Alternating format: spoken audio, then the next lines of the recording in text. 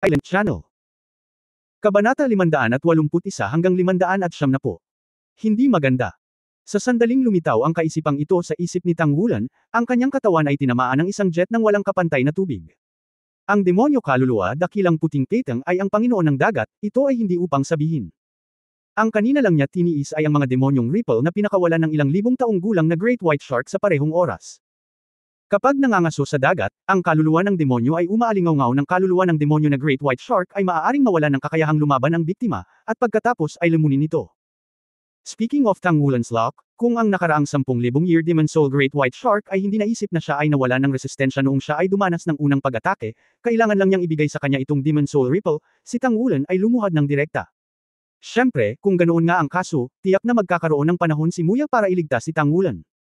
Matapos matamaan ang kanyang katawan, hindi napigilan ni Tang Wulan ang pagluwa ng isa pang subaw ng dugo, at ang mga pinsalang dulot ng Great White Shark, na nahirapang napigilan noon, ay muling sumiklab. Nag-aapoy ang 5 kaloob-looban, umaagos ang dugo ngunit hindi mapigilan, at sa wakas ay dumating ang krisis sa buhay. Naghihintay na sa ibaba ang isang malaking lalaki na medyo mas malaki kaysa sa iba pang libong taong gulang na demonyong kaluluwa Great White Shark. Nang makitang bumababa si Tang Wulan mula sa langit, tumalon ito ng mabangis, ibinuka ang malaking bibig, at habang tinatakpan si Tang Wulan ng isang alon ng demonyong kaluluwa, nilamon ito ng sabay. Kinagat ni Tang Wulan ang kanyang mga ngipin, at bago dumating ang pangalawang Demon Soul Wave, ang mga bilog ng asul na pilak na damo ay tuwang-tuwang naputol, at ang makapal na baging ay ganap na natakpan ang kanyang sarili. Hindi ma-mobilize ang bloodline, at ang tanging maaasahan niya ngayon ay ang martial soul niya. Dumating ang mga alon, at muling nanigas ang katawan ni Tang Wulan, ngunit binalot pa rin ng blue silver grass ang kanyang katawan ng mahigpit, na ginawa itong isang malaking asul na kakon. Ang tanging pag-asa ngayon ni Tang Wulan ay ang hindi direktang mamatay kapag siya ay nakagat ng kalaban. Hanggat may pagkakataon na bumagal at hayaan siyang makontrol muli ang kanyang bloodline, maaaring mabuhay siya. Puff, kinagat ng Demon Soul Great White Shark ang asul na kakon sa isang kagat. Ang nakakatakot na puwersa ng kagat ay nagdulot ng malaking puwersa ng pagpisil. Ang mga asul na pilak na damo sa panlabas na patong ay nabali ng sunod-sunod, at ang bawat asul na pilak na damo ay kumikinang na may nakasisilaw na asul na liwanag, ngunit sila ay mga asul na pilak na damo pagkatapos ng lahat. Talagang hinaranggan nito ang matatalas ng ngipin ng Demon Soul Great White Shark. Ang matatalas ng ngipin ay ang pinaka-nakakatakot na sandata ng isang Keitang, at syempre ang Demon Soul Great White Shark ay ganoon din. Ang nakakatakot na puwersa ng pagpisil ay ginawang malinaw ni Tang Wulan na marinig ang paglagok ng kanyang mga buto sa buong katawan niya, at ang kanyang dugo ay tahimik, ngunit iyon ay dahil ang kanyang katawan ay napisil at ang dugo ay naharang. Dahil sa napakalaking puwersa ng pagpisil ay naramdaman lamang ni Tang Wulan ang chi at dugo na tumatagos sa kanyang utak, at lumitaw ang abnormal na pamumula sa kanyang buong katawan. Nabigo ang 1,000-year Demon Soul Great White Shark na basagin ang pagkain sa bibig nito ng buong kagat. Galit na galit din ito, at muling bamuka ang malaking bibig nito at kumagat muli ng pilit. Sa sandaling ito, si Tang Wulan ay hindi makapigil kahit papaano. Napabuntong hininga si Muya, naabot na ng lalaki ang Demon Soul Great White Shark, itinaas ang kanang kamao, at akmang hahampasin ang Demon Soul Great White Shark sa ulo. Ngunit sa sandaling ito, bigla niyang nakita ang nakasisilaw na kulay asul ginto na biglang lumiwanag mula sa asul na pilak na damo na bumabalot sa katawan ni Tang Wulan. May gagawin pa ba ang batang ito? Saglit na nag-alinlangan si Muya. Ito ang huling pagkakataon para magbigay ng inspirasyon. Hanggat maaari, hindi siya makikialam, dahil kapag natapos na ito, nangangahulugan ito na si Tang Wulan ay hindi maaaring maging tunay na miyembro ng sekta ng ontolohiya at hindi maaaring tunay na magkaroon ng sekta ng ontolohiya. Kakayahan. Puff, kumagat muli. Gayunpaman, sa halip na durugan ang lahat ng asul na pilak na damo gaya ng inaasahan, ang asul na ginto na naiilawan noon ay biglang naging napakaliwanag. Pinaliliwanagan pa nito ang paligid ng dagat. Ang katawan ng 1,000-year Demon Soul Great White Shark ay tila nanigas ng kaunti. Kaagad pagkatapos, nakita ni Muya na sa malaking blue gold cocoon, biglang tumubo ang mga asul na pilak na damo. Mabilis silang nakapasok sa katawan ng kaluluwa ng demonyong Great White Shark at mabilis na kumalat sa paligid. Isang hindi maipaliwanag na hininga ang mabilis na lumabas. Iyon ay isang napakalakas na hininga ng buhay, kahit na sa karagatan, ito ay kasing lakas pa rin ng sangkap. Ang asul na pilak na damo ay tumusok sa dagat, at ang dagat ay umaalon. Ang dugo sa dagat ay mabilis na kumupas at naging malinaw muli, at ang asul gintong liwanag na inilabas mula sa asul na pilak na damo ay maliwanag na sumasalamin sa lugar ng dagat. Kapansin-pansing kinang. Nakalaya ang kakun mula sa bibig ng 1,000-year Demon Soul Great White Shark, at ang Demon Soul Great White Shark ay marahas na nilipad palabas ng asul na pilak na damo, ngunit hindi ito gaanong nasugatan. Ang asul na gininto ang kakun ay tumayo mula sa orihinal na paalang na direksyon, at ang mga bilog ng asul na pilak na damo ay kumalat na may asul na halo. Hindi ko alam kung bakit, sa gitna ng pabago-bago ng mayamang aura ng buhay na ito, ang lahat ng marahas na kaluluwa ng demonyo na malalaking puting peteng ay hindi inaasahang huminahon sa ilalim ng asul-gintong halo na umaalingaw-ngaw sa mga bilog. Hindi na sila baliw o uhaw sa dugo. Lahat sila ay nagtaas ng ulo at pinagmamasdan ang malalaking kakuns ng asul-gintong baging na dahan-daang lumutang sa mas mataas na lugar. Tapos na. Tuwang-tuwa si Makino. Ang paglitaw ng gayong pangitain sa isang may tatlong singsing na kaluluwang soberanya ay maaari lamang mga hulugan ng isang bagay, iyon ay, ang kanyang martial soul ay malapit ng magising sa pangalawang pagkakataon. Sa harap ng krisis sa buhay at kamatayan, sa ilalim ng ika-49 na araw ng Temperang, sa wakas ay madyay gising na siya. Sa cultivation days at karanasan ni Makino, ang kanyang tibok ng puso ay patuloy na bumilis sa oras na ito. Ano ang ibig sabihin ng gumising sa ika-49 na araw? Nangangahulugan ito na ang bloodline na nakatago sa kanya ay napakalakas, sa hindi maisip na antas. Ano ito? Ano ba talaga ito? Ang asul na pilak na mga baging ng damo ay lumalawak palabas, ang asul at gininto ang liwanag ay nagiging mas matindi, ang asul ay ang kulay ng asul na pilak na damo mismo, at ang ginto ay ang mga ugat na lumilitaw sa loob, at sa sandaling ito ay nagpapalakas ng liwanag nito. Ang dahilan ay natural na ang liwanag na ibinubuga ng mga ugat ay nagiging mas malakas. Ang mga asul na pilak na baging damo ay naging mas makapal at mas makapal sa bilis na makikita ng mata, at ang mga ugat sa loob ay nagsimulang magbago habang sila ay naging malinaw. Sa mga ugat ng dahon, ang gininto ang texture ay puro papasok, at sa nakakasilaw na liwanag, may kakaibang mutation. Ang ibabaw ng asul na pilak na baging ng damo ay tila namumukadkad din, na may asul na kumikinang na mga kaliskis, at ang anyo ng mga kaliskis na iyon ay talagang hugis diamante.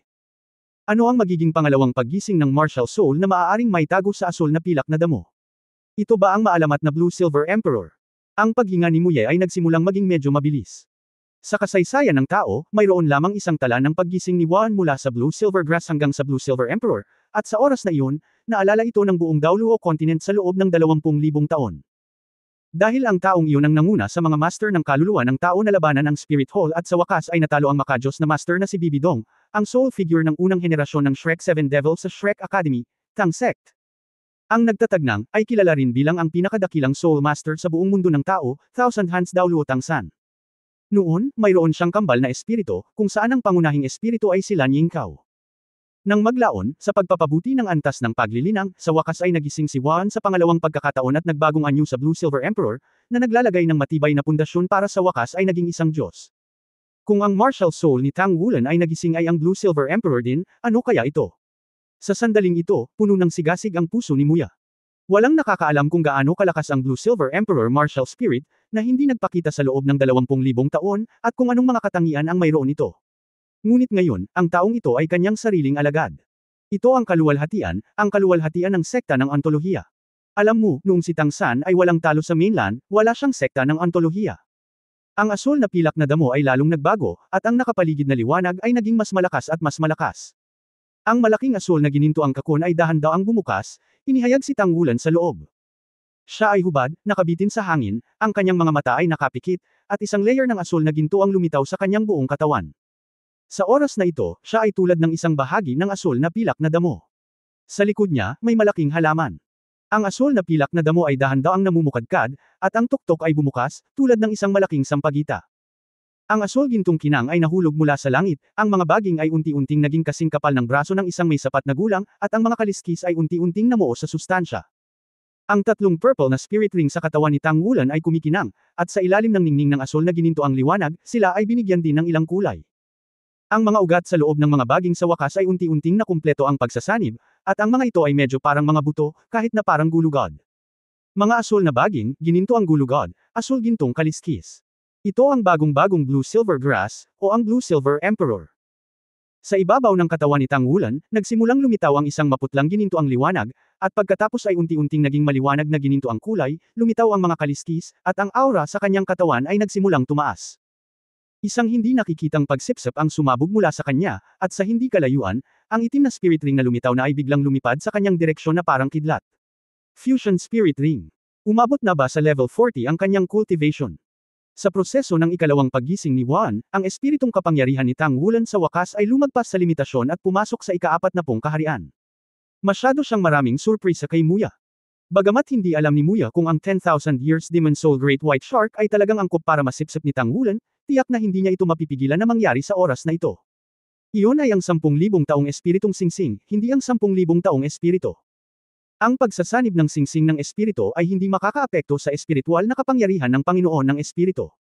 Gaano kahirap makakuha ng 10,000 taong singsing ng espiritu? Lalo pa ito na siya mismo ang pumatay at hinigop ng sarili niyang katawan, na dapat ay kapakipakinabang sa kanyang katawan.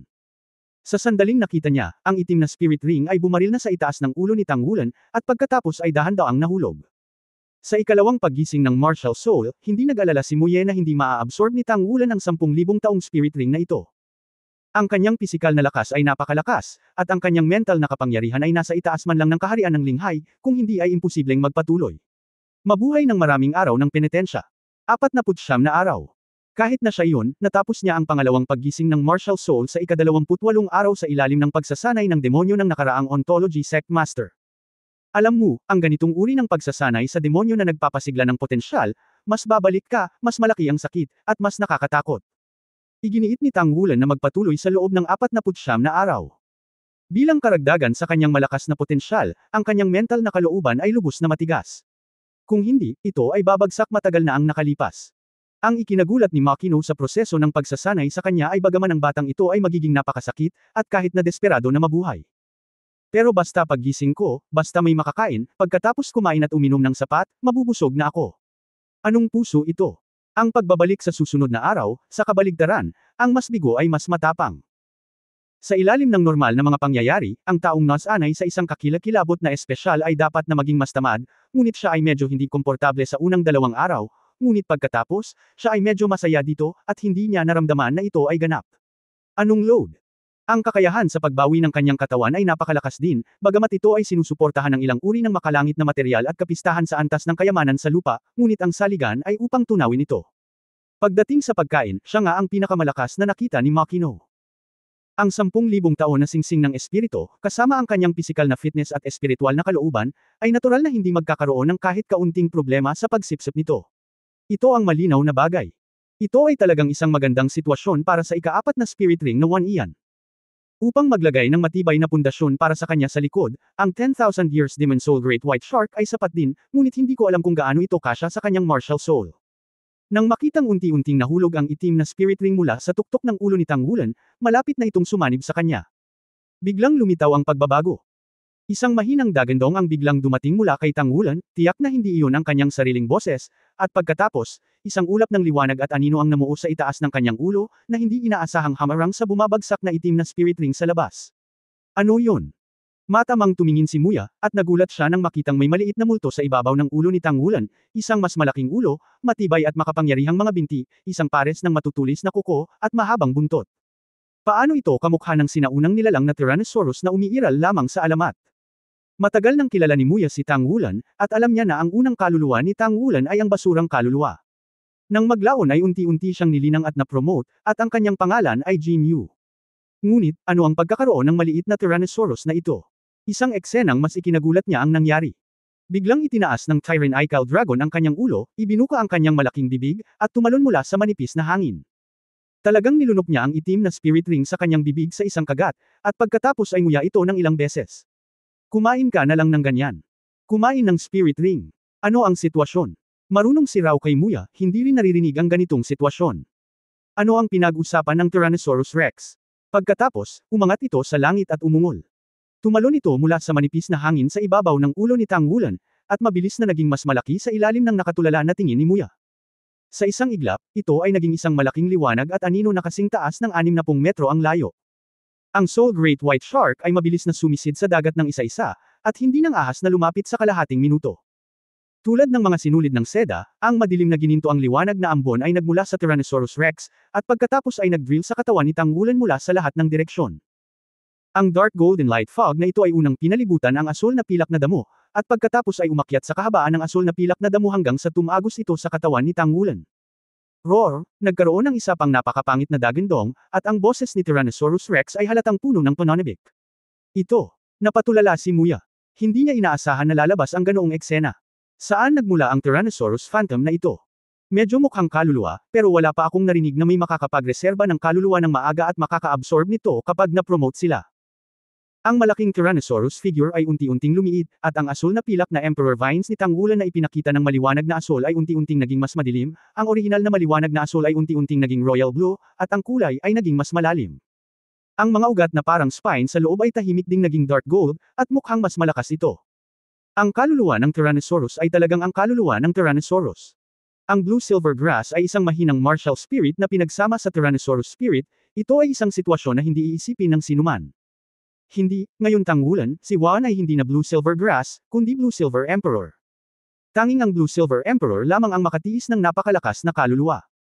Hindi ko lang alam kung ano ang unang espiritong kakayahan na dinala ng Tyrannosaurus Rex na ito sa martial arts ng Blue Silver Emperor ni Tanggulan. Sayang naman, di ba may bloodline spirit ring skills pa siya? Gaano kabuti kung ang Tyrannosaurus Rex ay pinagsama sa kanyang bloodline? Ito ay isang malakas na pag-iral na maihahambing sa mga tunay na dragon. Ang maalamat na hindi kong kaluluwa. Bakit siya ang pipiliin mo sa hindi pagsuko? Habang nagulat si Mie, mas natuwa siya. Lalo niyang nadama na ito ang tamang pagpipilian para sa kanya na ibaba ang kanyang anyo at tanggapin si Tanggulan bilang isang disipulo sa lahat ng bagay. Unti-unting bumangon ang isang bilog ng inky black spirit ring mula sa paa ni Tanggulan. Tumaas na naman ang aura niya. Pagkaraan ng napakatagal, sa wakas siya ang naging huling advanced 4-ring soul sect sa team. Lumakas at lumakas ang hininga, ang mga baging ng Blue Silver Emperor ay dahan-daang pumapalpak sa ibabaw ng tubig. Ang mga baging na kasing kapal ng mga bisig bago sumanib sa ikaapat na singsing ng espiritu ay nagsimulang unti-unting lumakas, at tumagal ito ng ilang sandali. Kasing kapal ito ng hita. Ang malaking martial soul ay walang alinlangan na simbolo ng sarili nitong pagpapabuti. Ang Blue Silver Emperor at Tyrannosaurus Rex ay dapat na isang hindi angkop na sitwasyon, ngunit sa ilalim ng impluwensya ng linya ng dugo ng Golden Dragon King ni Tanggulan, ito ay isinama sa isa. Napabuntong hininga si Muye sa kanyang puso. Mula ngayon, natatakot akong walang magsasabi na mahina ang martial spirit ni Tanggulan. Tila ang kanyang pang-apat na singsing ng espiritu ay dapat na isang kasanayan na komprehensibong nagpapalakas sa kanyang sariling espiritu. Ang mga sinag ng liwanag ay unti-unting nababawasan, at dahan-daang iminulat ni Tanggulan ang kanyang mga mata. Sa sandaling imulat niya ang kanyang mga mata, isang malamig na lamig ang bumungad sa kanyang mga mata. Dahil pinagmamasdan siyang mabuti ni Muya, nagulat siya nang makitang nang idilat ni Tanggulan ang kanyang mga mata. Ang kanyang mga mata ay lumitaw bilang mga vertical pupil, puno ng kawalang interes at uhaw sa dugo ng mga sinag. Ngunit ang senyales na ito ay tumagal lamang ng isang iglap at pagkatapos ay bumalik sa normal, unti-unting nagiging mas malinaw. Ito ay dapat na ilang mga espesyal na pagbabago na dulot ng pagsasama ng espiritu ng kaluluwa ng Tyrannosaurus. Pagaling ka lang. Palaging alam ni Tanggulan ang mga pagbabago sa kanyang katawan. Sa oras na ito, naramdaman na lamang niya na ang kanyang buong katawan ay napuno ng walang kapantay na lakas, lalo na ang kanyang asul na pilak na damo, at hindi na ang mahihinang talim ng damo o mahihinang baging. Ang bawat asul na pilak na damo ay parang extension ng sarili nitong katawan, na nagtataglay ng sarili nitong makapangyarihang kapangyarihan. Sa wakas ay naunawaan na niya kung saan napunta ang Tyrannosaurus na nawala noon. Ito ay naging kaluluwa at nanatiling nakatago sa kanyang katawan hanggang sa masira niya ang apat na singsing bago ito aktibong naghalo sa kanyang katawan. Ang mga pagbabagong dala ng Tyrannosaurus ay higit pa sa martial arts at spirit rings. Ang chi at dugo ni Tanggulan ay umaagos sa kanyang katawan sa mga oras na ito, at ito ay labis-labis na, kaya kahit na wala siyang kontrol, ang masiglang chi at dugo ay nagkusa na upang maapektuhan ang ikalimang selyo ng Golden Dragon King sa kanyang katawan. Ganap na nabawi ni Tanggulan ang kanyang kamalayan sa oras na ito, sinusubukang kontrolin ang kanyang chi at dugo para huminahon, ngunit ang pagluwag ng ikalimang selyo ay napakalinaw. Hindi na kailangang tanungin si Old Tang, mararamdaman din ni Tanggulan na pagkatapos nitong 49 na araw ng tempering, maraming si Soul Beast Essence at laman at dugo, na ngayon ay gustong tumama sa ikalimang selyo ay posible anumang oras. Sa pagpapabuti ng kanyang cultivation base sa ikaapat na ring, ang kanyang kabuuang lakas ay muling tumalon ng isang hakbang. Lalo na ang ikalawang paggising ng Blue Silver Grass Martial Spirit, isa lang itong magandang bagay na hindi niya inaasahan. Ang pinakamakapangyarihang bagay na siya noon pa man ay ang kapangyarihang dala ng bloodline ng Golden Dragon King. Kung ikukumpara dito, mas mahina ang kanyang martial soul. Ngunit pagkatapos lamang na ma-promote, ganap na naramdaman ni Tanggulan kung gaano kalakas ang Blue Silver Emperor pagkatapos ng ebolusyon ng Blue Silver Grass. Kung muli niyang haharapin ang dating kaluluwa ng demonyo na malalaking puting kitang, ngayon ay may kumpiyansa siyang talunin ang mga ito. Ang pang-apat na singsing ay nangangahulugan na siya ay na-promote din sa isang pang-anim na antas ng panday sa parehong oras. Ang ibig sabihin din ni Suwan ay may background siya para maging isang Battle Armor Master. Nangangahulugan ng 10,000 years old Tyrannosaurus Rex na magpapatuloy siya sa paglilinang hanggang sa ika-6 na singsing sa hinaharap, at kahit na ang ika-7 singsing ay hindi na kailangang maghanap ng ibang kaluluwa. Sa wakas nagawa ang hakbang na ito. Hindi madali. Bagamat pagkatapos ng ika-40 antas, magiging mas mahirap ang paglilinang ng kapangyarihan ng kaluluwa, ngunit pagkatapos gawin ang matatag na hakbang na ito, ang kanyang martial soul ay sumailalim sa pangalawang ebolusyon, at ang bilis ng paglilinang ay hindi bababa sa mas mabagal kaysa sa mga kasosyo. 15 taong gulang pa lang ako ngayon, at marami pa akong oras. Sa isang paggalaw ng pag-iisip, ang mga asul na pilak na baging ng damo ay tahimik na sumayaw, lumulutang sa dagat na may sariling laki, na umaalalay sa katawan ni Tang Wulan. Guro, tumingin si Tang Wulan kay Muya. Sinabi ni Makino nang may kasiyahan, sa wakas, natapos na ang pangalawang paggising. Ano ang pakiramdam mo? Ngumiti si Tang Wulan at sinabing, napakaganda, naghihirap ako, tama. Tumango si Makino, para sa iyo, lumipas na ang pinakamahihirap na araw. Mas magiging madali ang susunod na pagsasanay. Bahagyang tumigas ang mukha ni Tang Wulan, guro, sa tingin mo ay napakatagal na, papayagan mo ba akong magpahinga ng ilang araw? Mataimtim na sinabi ni Muye, magaling ka sa kasipagan at mapaglaro. Nasa edad ka na para maglagay ng magandang pundasyon. Paano ka makakapagpahinga? Bueno, magpahinga ka ngayong gabi. Habang nagsasalita, lumapit siya kay Tang Wulan sa isang iglap. Sa tabi niya, hinawakan siya at dinala sa ere. Ang asul na pilak na damo na kumikinang na may madilim na gininto ang kinang ay sunod-sunod na lumiit, at pagkatapos ay binawi sa katawan ni Tang Wulan. Naghabulan ng dalawa sa direksyon ng malaking barko.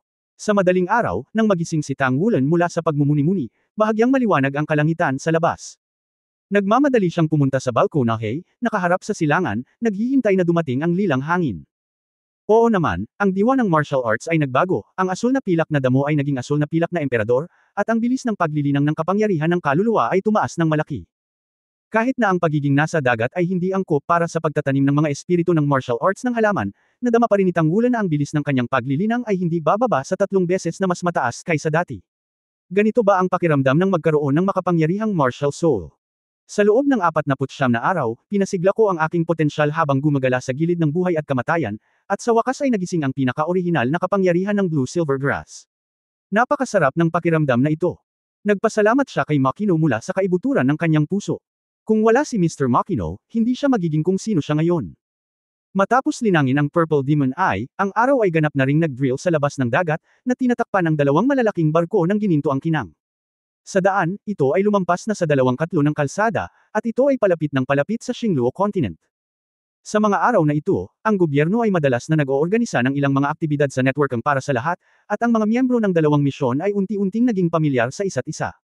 Sa pagbukas ng pinto, kakatok na sana si Tang Wulan sa pinto ni Guyu para hilingin na sabay siyang mag-almusal, at bumukas ang pinto sa tapat ng Pauilas. Lumabas si Xu Xiaoyan mula sa loob. Nang makita si Tang Wulan, bigla siyang natigilan, Captain, ikaw. Ngumiti si Tang Wulan at sinabing, anong problema, Xiaoyan? Bakit mo ako tinitingnan ng ganito? Hindi mo ba ako nakikilala? Umiling si Xu Xiaoyan, hindi. Kaya lang, parang iba ka ng konti. Kahit gaano pa kahusay mapanatili ang iyong balat, parang kumikinang ito, at ang hininga mo ay nakakatakot sa akin. Ha! Natigilan si Tang Wulan saglit, at hindi namamalayang nabawasan ang kanyang hininga. Nakahinga lang ng kaunti si Xu Xiaoyan, okay lang. Napakamot si Tang Wulan sa kanyang ulo, nakagawa ako ng tagumpay sa aking cultivation kagabi. Hindi ko na-control ang aking aura. Hindi ko dapat gawin ito sa hinaharap. Sa katunayan, siya mismo ay hindi nagbigay pansin. Matapos makapasok sa pang-4 na singsing at pagsamahin ang espiritu ng Tyrannosaurus, ang kanyang hininga ay hindi rin nakikitang nagdala ng kaunting mabangis na aura ni Tyrannosaurus Rex na may halong aura ng Golden Dragon King. Bagaman mabangis ang Tyrannosaurus Rex, nagpakita ito ng ganap na pagsuko sa harap ng hininga ng Golden Dragon King, ngunit ang hininga ng Golden Dragon King mismo ay may maraming mabangis na lasa sa ilalim ng pagpukaw nito. Walang maramdaman si Tang Wulan sa kanyang sarili, ngunit naramdaman ito kaagad ni Xu Xiaoyan. Breakthrough. Captain, nasa level 40 ka na ba sa wakas? Bahagyang tumawa si Xu Xiaoyan. Si Tang Wulan ay umubo ng nakakahiya, ano ang huling salita, mabagal ba ako? Agad na tumango si Xu Xiaoyan, pagkatapos ay nagpakawala ng sunod-sunod na tawa na parang pilak na kampana at tumakbo palayo. Nag-uusap sila sa labas, nang hindi kumakatok, nabuksan na ang hatch ni Guyu, at sunod-sunod na lumabas ang iba. Narinig ni Guyu ang kanilang naunang pag-uusap at tumingin kay Tang Wulan nang may pagtataka, bumalik ka kaagad. Tumango si Tang Wulan, lagi kang magsikap na maabyutan ka. Kakalabas lang ni Ye Xinglan, nitong mga araw na ito, sinubukan ko ng ilang beses, at hindi pa rin nakumpleto ang huling core component. Ngayon ay nagsisimula na akong gumawa ng battle armor para sa iyo. Captain, magsimula tayo sa iyo. Pinalaki ko ang iyong kanang braso. Mayroon kaming arm armors at shoulder armors. Dapat ba kaming gumawa ng isa para sa iyo at pagkatapos ay gawin ang mga ito para sa lahat? O gagawin muna namin ang lahat para sa iyo? Saglit na nag-isip si Tang Wulan, at sinabing, gawin natin ito para sa bawat isa. Ang pangkalahatang pagpapabuti ng pagiging epektibo ng labanan ng lahat, ang personal na kakayahan sa kaligtasan ay kapaki-pakinabang pa rin. Pagkatapos ng lahat, wala sa atin ang nakakaalam kung ano ang makakaharap natin sa Starluo Continent. Okay. Hindi gaanong nagsalita si Ye Xinglan, tumanggo lang siya. Sa sandaling ito, biglang, na sinamahan ng isang malaking dagandong, ang barko ay yumanig ng malakas. Si Tang Wulan at ang iba ay nagmamadaling kumuha ng ilang mga kagamitan sa koridor upang patatagin ang kanilang mga katawan. Ano ang sitwasyon? Gulat na sabi ni Tang Wulan. Sa oras na ito, narito ang lahat ng miyembro ng koponan ng Shrek Academy maliban kay Shu Xiaoyan na tumakas kanina. Magtipon-tipon ang lahat at pumunta muna sa aking cabin. Sumigaw si Tang Wulan sa malalim na boses habang binubuksan niya ang pinto ng kanyang cabin. Rumble. Nagkaroon ng isa pang marahas na dagandong. Marahas na umindayog ang barko. Inalalayan ni Tang Wulan ang pinto ng cabin, pinayagan ng kanyang mga kaibigan na mabilis na makapasok sa kanyang silid.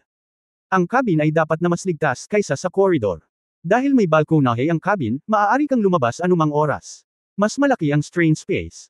Paghukay sa cabin ni Tang Wulan, mabilis na pumunta si Tang Wulan sa balkonahe, hinawakan ang rehas at tumingin sa labas.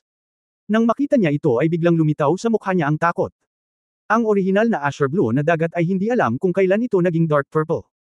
Isang malaking kolong ng tubig na may diameter na 10-10 metro ang nag-spray mula sa malayong dagat, at bumagsak ng malakas sa Soul Guidance Shield na na-activate ng malaking barko, na nagdulot ng alon ng ripples at marahas na pagkabigla. Purple dagat. Paano ito nagbago? Sa sandaling ito, isang figure ang nahulog mula sa langit at lumapag sa balkonahe. Ito ay si Muya, ang pangunahing sect master ng ontology. Nang makita si Muya, nagulat ang iba, same time na sinabi ni Muya, isang makapangyarihang si Soul Beast ang paparating. Nandito ka para manatili. Napakadelikado ng dagat na ito. Nang inag ang puso ni Tang Wulan.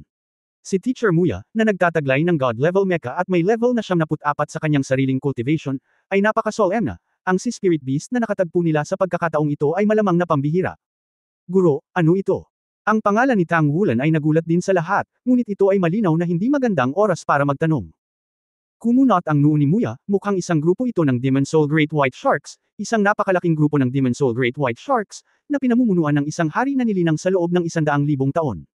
May iba pang makapangyarihang si Spirit Beast. Gumalaw ang puso ni Tang Wulan at nilingan niya si Muya. Ang mga sulok ng bibig ni Muya ay kumaibot, at hindi siya nagsalita, ngunit ang kanyang ekspresyon ay malinaw na sinabi kay Tang Wulan na ang makapangyarihang mga si Soul Beast na ito ay dumating na at ang demonyong kaluluwa na kanilang hinarap kahapon. May kaugnayan ang mga Great White Shark.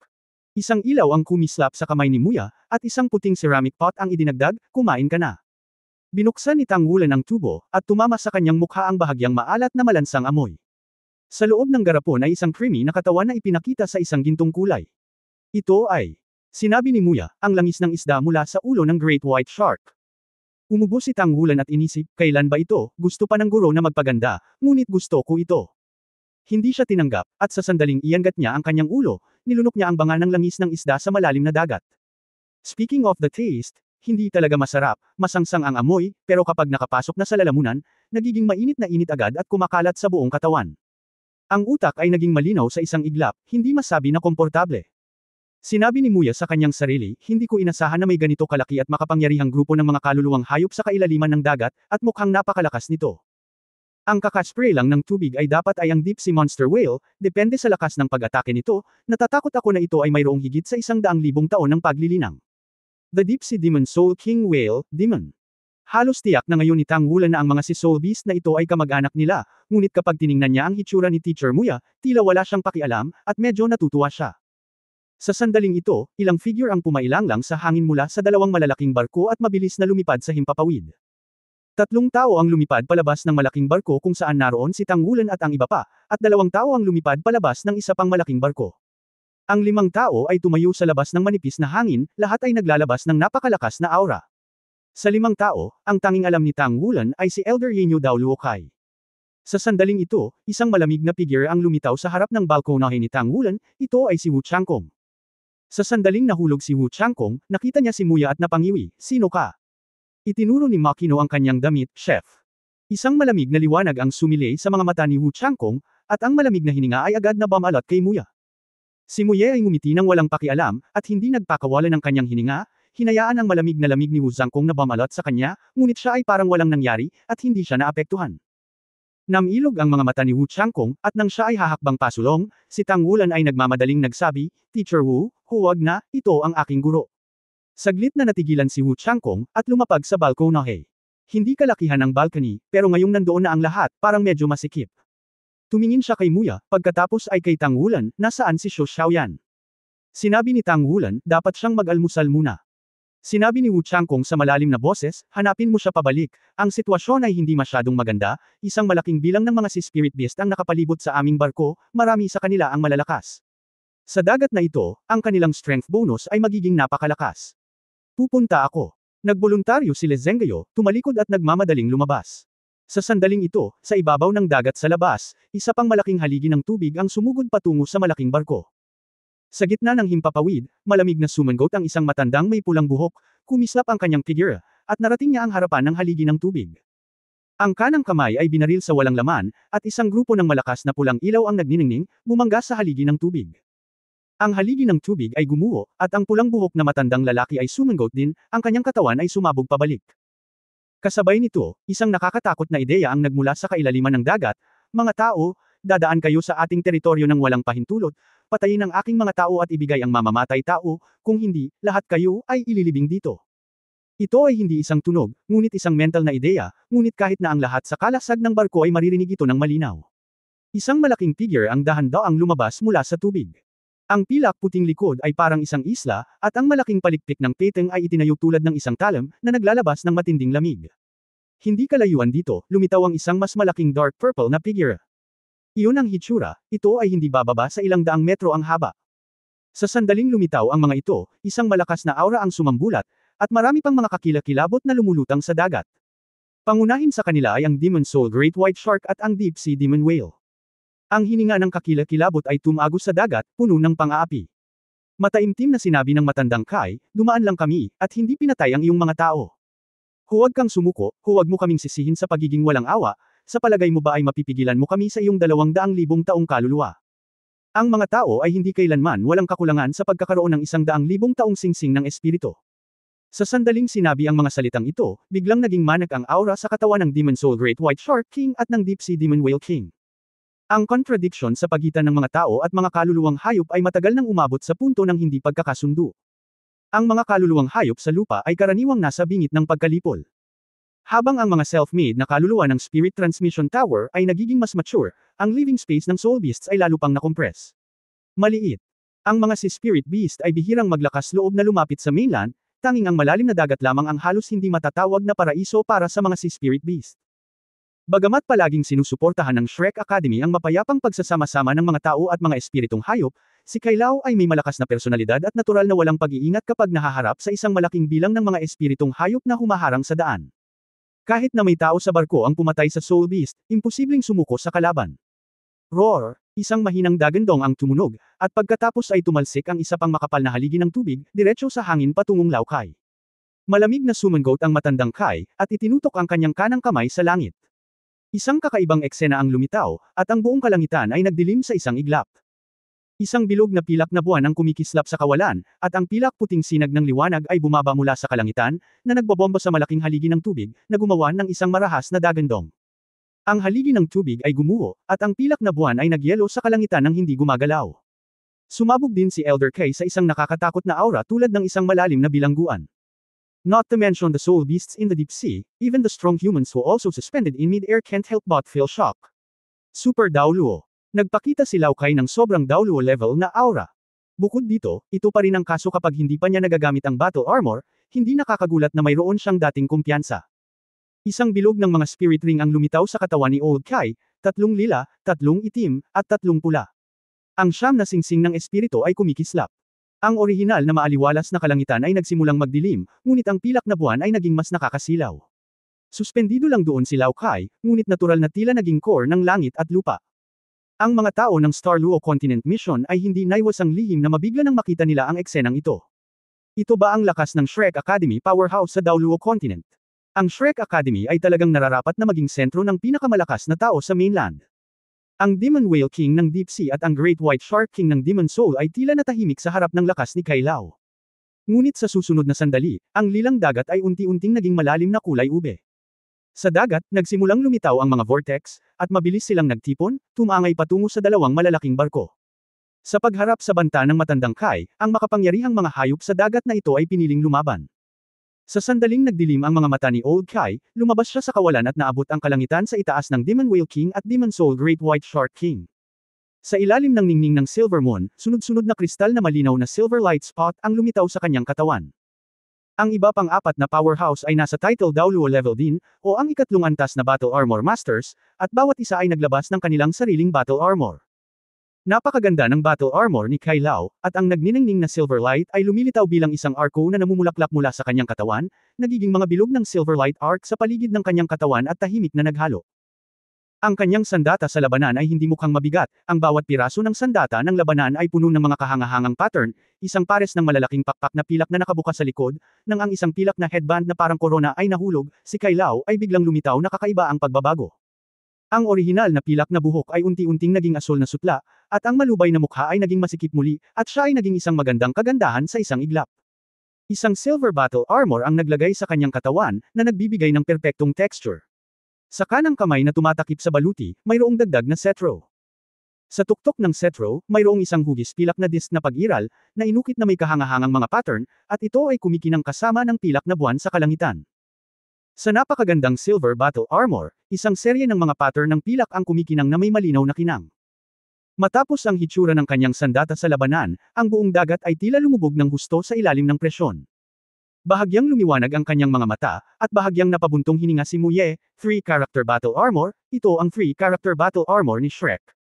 Iba talaga. Sumulyap si Tang Wulan sa kanyang guru nang hindi maipaliwanag, at ito ang unang pagkakataon na nakita niyang makapangyarihan si Kai Lao. Kanina pa sila pinuntirya ni Mr. Kai. Alam nilang napakalakas ni Mr. Kai, ngunit ito ang unang pagkakataon na nakita niyang ganap na inilabas ni Mr. Kai ang kanyang cultivation base. Ang nakakatakot na mapilit na aura na iyon ay tila pinigilan niya maging ang buong dagat, at ang nakakatakot na kapangyarihan ay sapat na upang manginig ang dagat. Super Daoluo kasama ang tatlong character na battle armor, na umabot na sa antas ng pagiging napakalapit sa limitasyon ng Daoluo. Ang 7th Ring Soul Saint level powerhouse, kasama ang 2-character battle armor, ay magkakaroon ng lakas upang maabot ang normal na title Daoluo level. Ang 8-ringed spirit na Daoluo at ang 3-character battle armor ay maaari pang umabot sa 95th super Daoluo level. Gayunpaman, pagkatapos makarating sa super Daoluo, ang bawat antas ng paglilinang ay napakahirap, hindi bababa sa nakaraang dakilang kaharian. Ang pinamagatang Daoluo plus the 3-character battle armor ay may kakayahan lamang na maabot ang antas ng 76 na super Daoluo realm. Sa oras na ito, sa lakas ng Super Daoluo at ng kanyang 3-character battle armor, ang kabuuang lakas ng Old Kai ay sapat na malakas upang maging katumbas ng isang level 98 Super Daoluo, at ito ay malapit na sa level 99 na limitasyon ng Daoluo. Ang malakas. Kapag na-upgrade na ang kanyang battle armor sa 4 na character, magkakaroon siya ng pinakamalakas na kakayahan sa mundo. Ito ang background ni Lao Kai. Sa kanyang kasalukuyang lakas na katumbas ng level 98 Super Daoluo, pabayaan ang pagharap sa 200,000 taong kaluluwang hayop, kahit na nakaharap sa isang mabangis na cultivation base. May kapangyarihan din ang halimaw na lumaban. Sino ang maaaring maging miyembro ng Sigod Pavilion ng Shrek Academy, na hindi ang tuktok? Bibigyan kita ng isa pang pagkakataon, at umalis ka na. Sigaw ni Kai Lao sa malalim na boses. Binigay niya sa akin. Sa sandaling ito, sa malalim na karagatan, may narinig na kakaibang boses. Kaagad pagkatapos, isang figure ang biglang bumangon sa hangin mula sa malayong dagat. Sa sandaling siya ay umangat, ang langit sa dikalayuan ay biglang naging maliwanag na asul, at ang dagat ay tumaas at nilamon ang kalangitan. Sa gilid ng dalawang malalaking barko, tila ba ang mundo ay natabunan ng dagat sa dikalayuan. Nagbago ang mukha ng matandang Kai sa unang pagkakataon, at ang kanyang mga mata ay namula. Sa lilang liwanag sa mga mata ni Tang Wulan, na may basbas ng purple magic pupil, halos hindi niya makita ang hitsura ng taong iyon sa malayo. Ito ay isang pag-iral na tulad ng tao, ngunit mayroon lamang siyang parang tao sa itaas na katawan, ngunit ang kanyang ibabang bahagi ng katawan ay may 12 parang pugitan na mga binti na lumulutang sa hangin. Mabilis na gamulong pabalik ang kanyang hininga patungo kay Mr. Kai. Pigilan ito. Mabangis na hayop. Bumungismis si Muya, na may pagtataka sa mukha. Ang tinatawag na mabangis na hayop ay isang super soul beast na may cultivation base na higit sa 200,000 taon. Minsan, mayroong 10 malalaking mabangis na hayop sa kontinente ng Daoluo. 10,000 taon na ang nakalilipas, ang Megatron Continent, at nang maglaon ay kabilang sa nangungunang 10 mabangis na hayop, ang ilan sa malakas na lingbing Daoluo Wuyuhaw na sumuko sa mapang epong mundo 10,000 taon na ang nakalipas ay pinatay din niya. Ang iba pang mga hayop ay nawala. Ang pinakamakapangyarihan, ang Golden-Eyed Black Dragon King, na naging Beast God, ay may cultivation base na 800,000 taon. Kilala bilang ang pinakamahusay sa mundo. Ayon sa alamat, bago naging Diyos, nakipagdigma si Lingbing Daoluo sa isang golden-eyed Black Dragon King Beast God na si Emperor Tian, at sa wakas ay nanalo ito. Nakatago ang Diyos ng hayop, hindi alam ang buhay at kamatayan. Si Lingbing Daoluo ay umaakyat sa God Realm. Ang lugar ng dagat ay mas malawak kaysa sa lupa, at natural na hindi imposibleng lumitaw ang mga mabangis na hayop. Isang mabangis na hayop, kasama ang 200,000 taong kaluluwang hayop, sa wakas ay nagtataglay ng lakas upang banta ang armada. Ang figure na tumaas sa langit ay mabilis na nagbago. Sa ilalim ng background ng tubig dagat, nagsimulang maging malaki ang katawan nito. Sa isang maikling panahon, ito ay naging isang malaking octopus na may diameter na higit sa 1 kilometro, kasama ang mga galami nito. Sa ilalim ng alon ng Qi, ang dagat ay naging marahas sa isang iglap, at maging ang pagsupil ni Kailao ay medyo hindi makalaban. Roar! Ang Deep Sea Demon Whale King ay nagpakawalan ng Dagandong, at ang lahat ng mga Sea Soul Beast ay dumungaw sa dalawang malalaking barko, sumalakay, at nagsimula ito. Ang figure ng matandang Kai ay kumikislap at naging isang liwanag ng buwan, hawak ang tungkod ng mataas sa kanyang kamay, at ang pilak na buwan na nakabitin sa himpapawid ay naghulog ng isang malaking liwanag ng buwan, na nagniningning sa pilak na plato sa tuktok ng tungkod. Matapos mapalitan ang pilak na plato, ang liwanag ng buwan ay hindi inaasahang mabilis. Pagsasama-sama, ito ay naging isang pilak na liwanag na parang manipis na karayom, na lumilipad patungo sa malaking pugita sa dikalayuan. Kumaway ang 8 galami ng higanteng octopus, at hindi mabilang na mga purple light spot ang lumutang palabas, nagiging patong-patong, bumangga sa atake ni Kailao. Habang naglalaban ang dalawang pinakamalakas na lalaki sa magkabilang panig, sa kabilang panig, nagsimula na rin ang offensiba at depensibong labanan ng dalawang malalaking barko. Kasabay ng isang malalim na dagandong, isang grupo ng mga kanyan na ginagabayan ng kaluluwa ang sumambulat na may malakas na liwanag mula sa bukas ng uso sa magkabilang panig ng malaking barko. Isang grupo ng mga kanyan na ginagabayan ng kaluluwa ang sumambulat na may malakas na liwanag mula sa bukas ng uso sa magkabilang panig ng malaking barko. Ang mga soul-guided na kanya na ito ay lahat ay pinapagana ng energy-filled soul guide battery array, at kapag kinakailangan, maaari silang i-activate ng Soul Master na direktang nag-iniksyon ng soul power. Ang lakas ng pag-atake ng bawat Soul Guidance Cannon ay hindi maliit. Ang pinakamakapangyarihang Soul Guidance Cannon ay mayroon pang ang attack power of Title Daoluo level. Sa ilang sandali, ang dagat ay binomba ng tuloy-tuloy na dagandong, at ang mga pag-atake ng mga kaluluwang hayop sa dagat ay bumagsak sa proteksyon na takip ng malaking barko, na nagsabog ng mga bilog ng nakasisilaw na halo. Sa kabutihang palad, para sa kapakanan ng kaligtasan sa paglalakbay, ang mga misyon ng magkabilang panig ay nilagyan ng medyo malakas na puwersang nagtatanggol at sapat na supply ng enerhiya ng kaluluwa. Sa oras na ito, na nakaharap sa pagkubkob ng Sea Spirit Beast, halos hindi niya ito kayang suportahan. Ang 4 na malalakas na lalaki sa himpapawid na may hindi bababa sa 3 character na Battle Armor Division ay nahahati sa 2 grupo, na hamarang sa Demon Whale King at Demon Soul Great White Shark King. Ngunit ito rin ang limitasyon na maaaring maabot ng kanilang kakayahan, pagkatapos ng lahat, ito ay nasa dagat, ang tahanan ng Sea Soul Beast. Para sa isang oras, ito ay kaguluhan. Kinalabat ni Tang Wulan si Muya sa tabi niya, "Guro, ikaw." Pero mukhang okay naman si Muya, nanonood lang ng laban sa labas, at hindi naman niya sinasadyang sumali dito. Pinaikit ni Wu Changkong ang kanyang mga mata at tumingin ng malalim kay Muye. Lumiwanag ang kanyang figure, at nasa ere na siya. Ang maliit na puting liwanag ay sumisikat, at ang Sky Ice Battle Armor ay lumitaw, mabilis na tinakpan ang buong katawan. Tian Shuang Sword pala. Nagmamadali siyang lumabas sa proteksyon na kalasag ng malaking barko na parang meteorite at nagpakita sa kalangitan. Si Wu Changkong ay isa ng powerhouse ng 7th Ring Soul Saint, kasama ang 2-character battle armor, mayroon siyang lakas na malapit sa may titulong Daoluo level. Higit pa, siya si Wu Changkong. Sa dagat, nakita siya ng isang kaluluwa ng demonyo na dakilang puting peteng, isang pilak na liwanag ang kumislap sa palikpik nito, at isang sinag ng liwanag ang lumipad patungo sa kanya. Ang pilak na ilaw ay parang isang matalim na talam, at dumating ito sa harap ni Wu Changkong na parang kidlat. Ang Heavenly Frost Sword ay nawala ng laman, at isang mahinang liwanag at anino ang lumitaw mula sa manipis na hangin, at ang bahagyang mga marka ng hamog na nagyelo ay nagkapatong, at ang pilak na ilaw ay madaling naahit. Kaagad pagkatapos, ang sandata ng labanan ni Wu Changkong ay puno ng pilak na liwanag, at ang buong tao ay nahulog mula sa langit, aktwal na nagmamadali patungo sa dagat. Salit-salit na kumikislap ang Spirit Ring Light sa kanyang katawan, at ang liwanag ng Spirit Ring na nasa ika-7 pwesto ay biglang namulaklak. Isang kakaibang eksena ang lumitaw, ang Tian Shuang Sword ay biglang nag-zoom in, at si Wu Zhangkong ay naghalo dito. Isang napakalaking layunin ng espada ang sumambulat. Ang higanteng Sky Frost Sword na may haba na higit sa 10 metro ay bumaba mula sa langit, ang ika-7 kakayahan ng kaluluwa, ang tunay na katawan. Ang layunin ng Tian Shuang Sword ay hindi anumang si Soul Beast, ngunit direktang sumisid sa dagat, at pagkatapos ay nawala. Ito. Ano ang gustong gawin ni Teacher Wu? Si Tang Wulan at ang iba ay puno ng pagdududa. Ngunit sa sumunod na sandali, nanlaki ang kanilang mga mata. Sa pagsentro sa pagpasok ni Wu Changkong sa dagat, ang isang malaking bahagi ng tubig dagat ay nagsimulang tumimpi ng mabilis, tumaas ang puting hangin, at mabilis na kumalat ang yelo sa paligid. Isang si Soul Beast ang mabilis na nagyelo sa loob nito. Napakabilis ng pagkalat ng yelo, at sa isang kisap mata, umabot na ito sa diameter na ilang daang metro. Sa direksyon na ito, ang isang malaking bilang ng mga Sea Spirit Beast ay nagyelo sa loob nito, at ang presyon ay biglang nagiging mas maliit.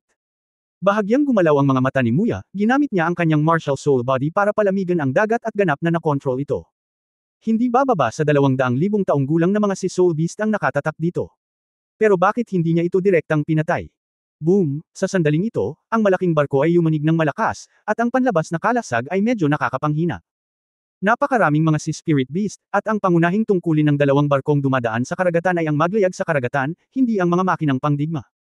Sa oras na ito, bagamat isang mecha ang lumipad palabas mula sa malaking barko, sumali sila sa pangkat ng labanan. Ngunit ang si Soul Beast ay nangunguna pa rin.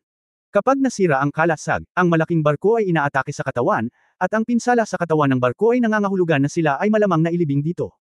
Attention all Soul Masters, please give attention to all Soul Masters. Dahil inatake na kayo ng si Soul Beasts, please Soul Masters na pumunta agad sa labanan para protektahan ang ating malaking barko para maiwasan ang mga sakuna na dulot ng pinsala sa malaking barko. Mangyaring sumali ka agad sa labanan para mabawasan ang pag-atake ng si Spirit Beast sa katawan ng barko. Sumulyap si Tang Wulan kay Muya. Bahagyang ngumiti si Makino, go if you want. This is also a rare opportunity. Tumingin si Tang Wulan sa kanyang mga kaibigan at sumigaw sa malalim na boses, sumama ka sa akin. Gaya ng sinabi niya, humakbang siya at tumalon. Pagtapak pa lang niya sa balcony railing gamit ang kanang paa ay nasa ere na ang tao at binaril.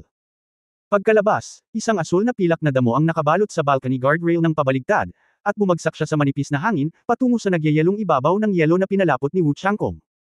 Tumalon si Guyu sa pangalawang pagkakataon, at ang isang Saiyan Halo ay sumabog sa parehong oras, bumagsak sa bawat isa sa kanyang mga kasosyo, na tumutulong sa kanila na bawasan ang kanilang sariling timbang.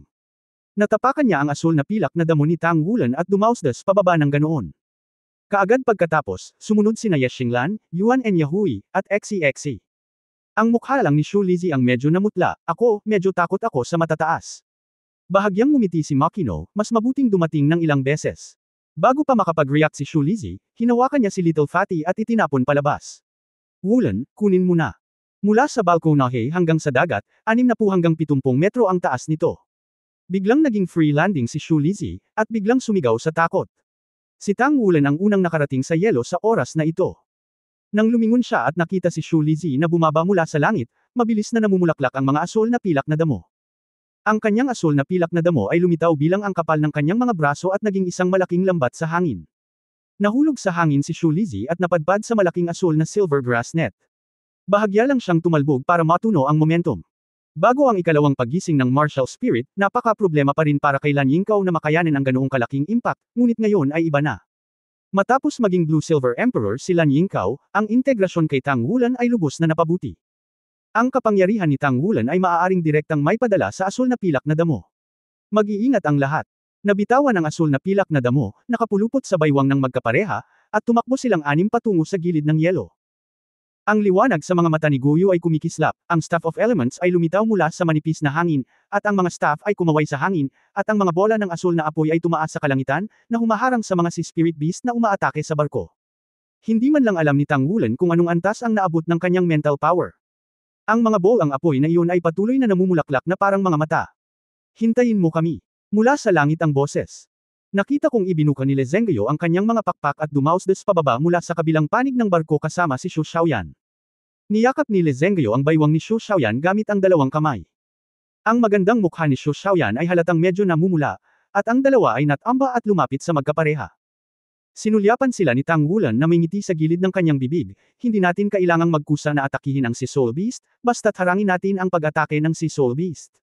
Ginagamit ng si Soul Beast ang soul skill nito, na kumakain din ng soul power nito. Tayo at sila ay humaharap sa pagkonsumo at sinusubukang harangan ang kanilang pag-atake sa malalaking barko. Mabuti. Sumang-ayon ang lahat. Sa ilalim ng ice surface entity sa ilalim ng kanilang mga paa, mas madali para sa kanila na gamitin ito, ngunit pagdating sa pakikipaglaban sa mga si Soul Beast sa karagatan, walang pagkakaiba sa pagitan ng kanilang cultivation base at kamatayan.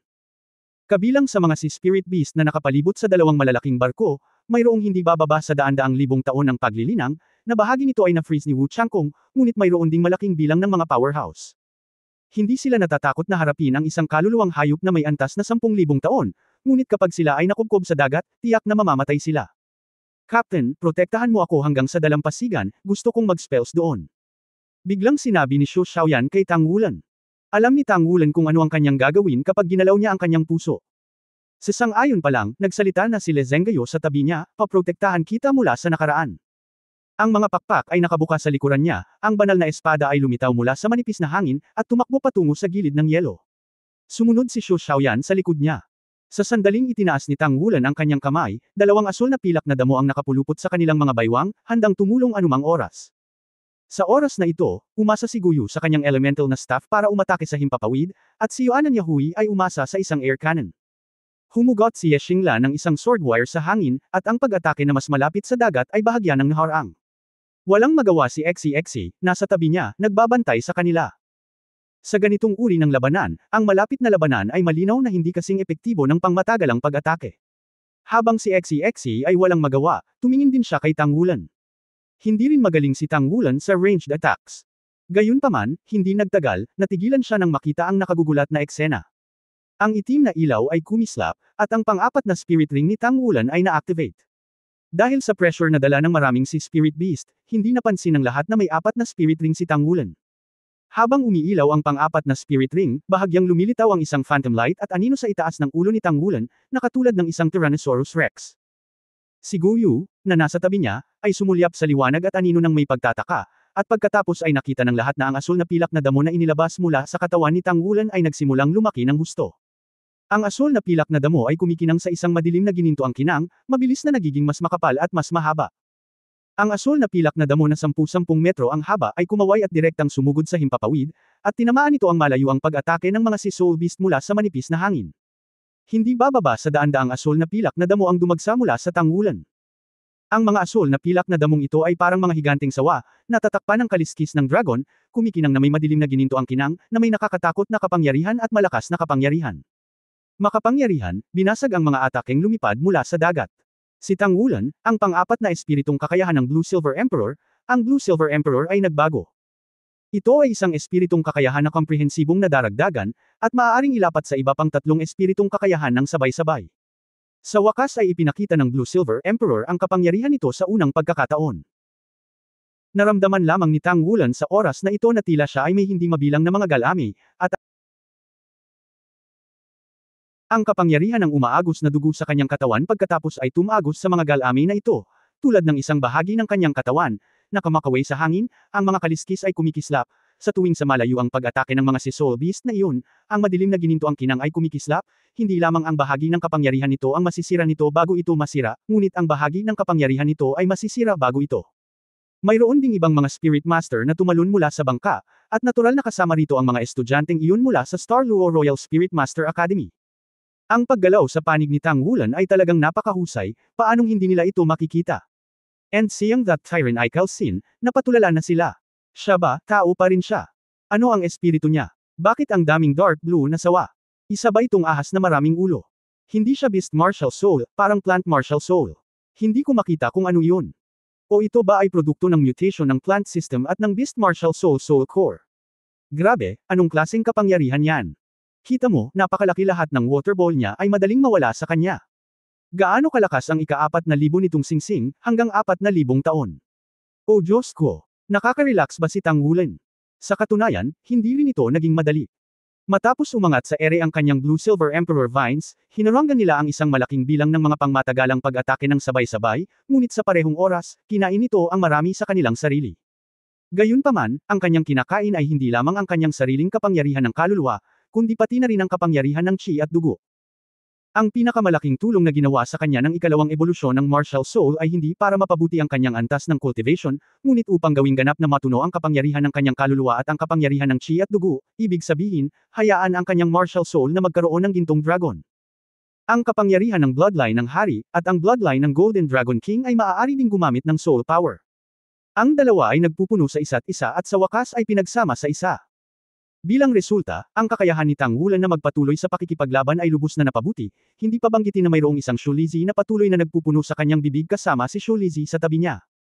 Isa-isa, ang pagbawi ng malalaking meat buns ay patuloy na ipinapasok sa bibig ni Tang Wulan. Kasama ng Devil Soul Great White Shark Oil na kinain niya noon, si Tang Wulan ay nasa proseso ng napakalakas na dugo sa kanyang katawan sa oras na ito. Makakapit saglit. Sa oras na ito, ang lahat ng mga masters ng kaluluwa sa malaking barko ay nagsimula ring sumabak sa labanan. Ang ibabaw ng yelo na nilikha ni Wu Changkong ay may napakahalagang papel. Pagkatapos ng lahat, ang pagtayo sa isang barko upang umatake ay lubos na makakaapekto sa pagbuo. Sa ibabaw ng yelo na ito, ang mga masters ng kaluluwa ay mas madaling ibuka. Bilang karagdagan, ang yelo ay maaaring ayusin ang malaking barko. Magandang resulta. Ang mga misyon na maaaring makipag-usap sa ngalan ng dalawang kontinente ay pawang mga pinuno sa lahat ng antas ng pamumuhay. Sa Daoluo Continent, halos lahat ng nangungunang presensya ng industriya ay binubuo ng mga Spirit Master, dahil ang mga Spirit Master ay may mas malakas na katawan. Ang talento at kapangyarihang pangkaisipan, ang pagsali sa anumang industriya ay may natatanging kalamangan sa mga ordinaryong tao. Si Tang Wulan at ang kanyang mga kasama ay independyente sa direksyon na kanilang kinaroroonan. Anuman ang kanilang pangkalahatang kapangyarihan sa espiritu, mayroon lamang silang cultivation na base na humigit kumulang 4 na singsing, ngunit sila ay isinilang sa Shrek Academy, kasama ng pagtaas ng armor sa labanan at ang kanilang makapangyarihang mga talento sa espiritu. Ang epekto ay medyo malaki. Captain, kailan mo nakuha ang 4th ring? Ano ang pagkakaiba ng martial arts mo sa dati? Curious na tanong ni Shulizi habang nakaupo sa isang ban para kay Tang Wulan. Hindi ba, ang asul na pilak na damo ni Tang Wulan ay ibang-iba sa dati? Ang bawat asul na pilak na damo ay parang dragon, hindi lamang makapangyarihan sa parehong nakakasakit at nagtatanggol na mga dulo, ngunit puno rin ng espiritualidad na hindi magagamit noon. Ang bawat malaking baging ay kumaway, hindi lamang malakas, ngunit mayroon ding malaking hanay ng kontrol. Sa loob ng ilang oras, sa buong koponan, hinarang niya ang pinakamaraming pag-atake ng mga si Soul Beast. Sinabi ni Tang Wulan, likas na kakaiba ang pagpasok sa ika-4 na ring. Ang aking pang-4 na kakayahan sa kaluluwa ay tinatawag na Blue Silver Overlord Change. Hindi ba't guwapo? Guwapo, haha. Ang pinaka-hinangaan ni Shulizi kay Tang Wulan ay ang kanyang gana. Nakakapagsalita pa ang lalaking ito habang kumakain. Medyo magulo ang eksena. Sa di kalayuan, si Kailaw at ang matinding labanan mula sa **** ang pinakamalakas. Ang pinakakakilakilabot na bagay tungkol sa mga si Soul Beast ay ang kapangyarihan na maaaring kontrolin ang dagat, at ang kapangyarihan ng kalikasan ay palaging kahanga-hanga. Sa antas ng 100,000 taong espiritong hayop, ito ay sapat na upang ilabas ang isang mabagyong dagat. Sa makatuwid, kung ito ay Kailaw o ang iba pang 4 na kapangyarihan ng tao, ang unang bagay na kailangan nilang gawin ay upang maiwasan ang mga unang kakilakilabot na pag-iral na ito na nilinang ng higit sa 100,000 taon mula sa paggamit ng kapangyarihan ng dagat upang tumaob ang barko. Kung hindi, kung walang suporta sa malawak na dagat, ang huling kalalabasan ay magiging lubhang miserable. Buti na lang at medyo malakas ang mga miyembro ng 2 ambassador regiments. Ang ilang mga politiko na kadalasan ay tila banayad at matikas, sa oras na ito ay nagsusuot ng mataas na antas ng mecha, na sinuspinde sa himpapawid upang lumahok sa digmaan. Magkasamang lumapit ang 2 malalaking barko, at ganap na na-activate ang Soul Guidance Cannon, walang pagsisikap na bambahin ang kampo ng si Soul Beast, pinipigilan ang kanilang mga pag-atake. Boom! Ang kulay ng langit sa di kalayuan ay patuloy na nagbago, at ang nakakatakot na pagbabago-bago ng enerhiya ay umihip sa hangin. Ang isang nakasisilaw na pilak na liwanag ay naging isang malaking bilog na talim ng buwan, na lumilipad sa kalangitan. Isang makapal na galami ang nahulog mula sa langit, nabasag sa ibabaw ng dagat, at nagdulot ng malaking alon. Lumitaw ang figure ng matandang Kai, ang kanyang likod ay bahagyang nagningning, at ang kanyang buong katawan ay namumulaklak ng mga pilak na sinulid ng kinang. Gayunpaman, ang kanyang sitwasyon ay hindi masyadong optimistiko, ang kanyang mukha ay bahagyang mapatla, at ang kanyang mga mata ay bahagyang malabo. Malinaw, kahit na pinutol niya ang putok ng kalaban, ang kanyang sariling konsumo ay medyo malaki. Sa katunayan, sa cultivation base, sa dagat, ang hindi mabilang na mapusyaw na asul na liwanag na mga spot ay patuloy na tinuturok sa katawan sa ilalim ng pang-akit ng mabangis na hayop, at ang mga siranggal ami ay dahan-daang lumaki mula sa gumagapang na paggalaw. Kahit na ang muling pagdadagdag ay mas mababa kaysa sa bilis ng pagkonsumo, ito ay palaging mas mahusay kaysa sa laukay na hindi nagriplini. Kung gabi at araw ng kabilugan ng buwan, magagamit ni Kailaw ang kapangyarihan ng liwanag ng buwan, pagkatapos ay madaragdagan ang kanyang lakas.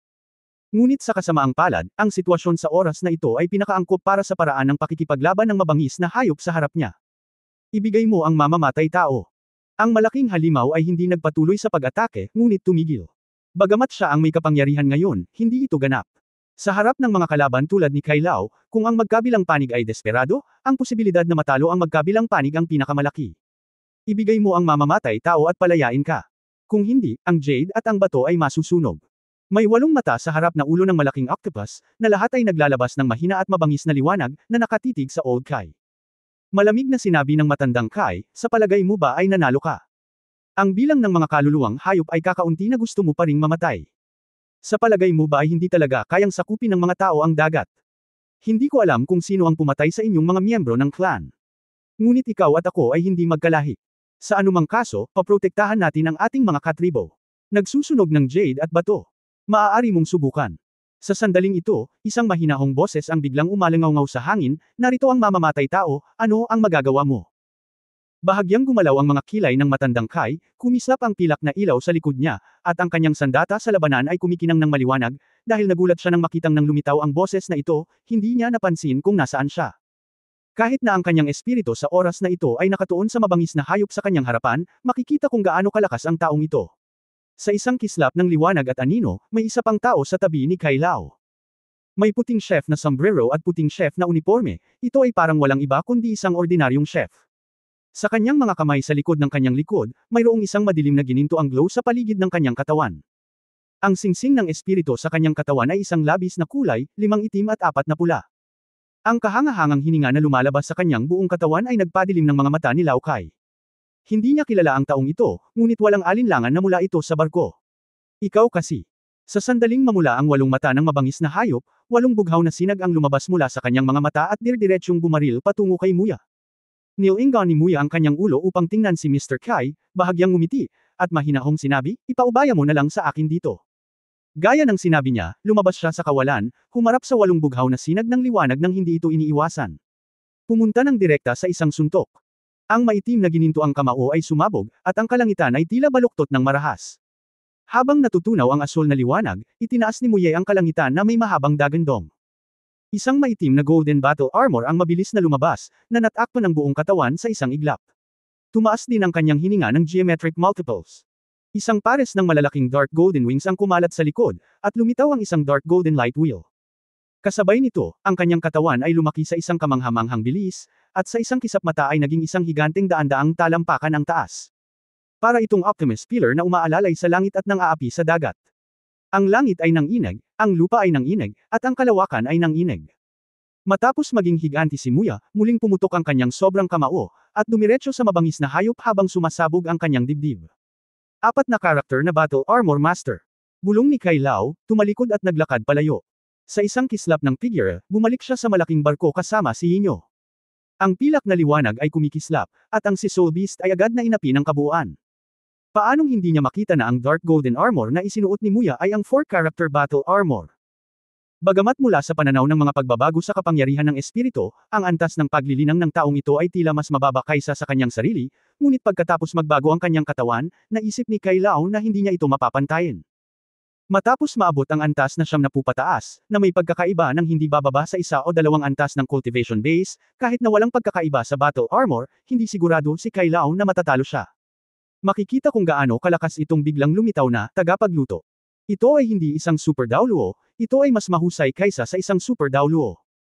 Sa bahagyang paggalaw sa kanyang isip, nahulaan na ni Mr. Kai ang pagkakakilanlan ng taong ito, at hindi niya maiwasang magulat. Boom! Ang mabangis na hayop na pugita ay nakikipaglaban kay Makino.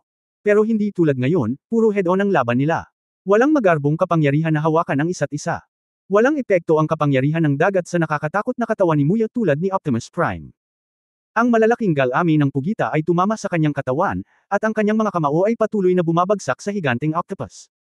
Tila pantay-pantay ang lakas ng magkabilang panig.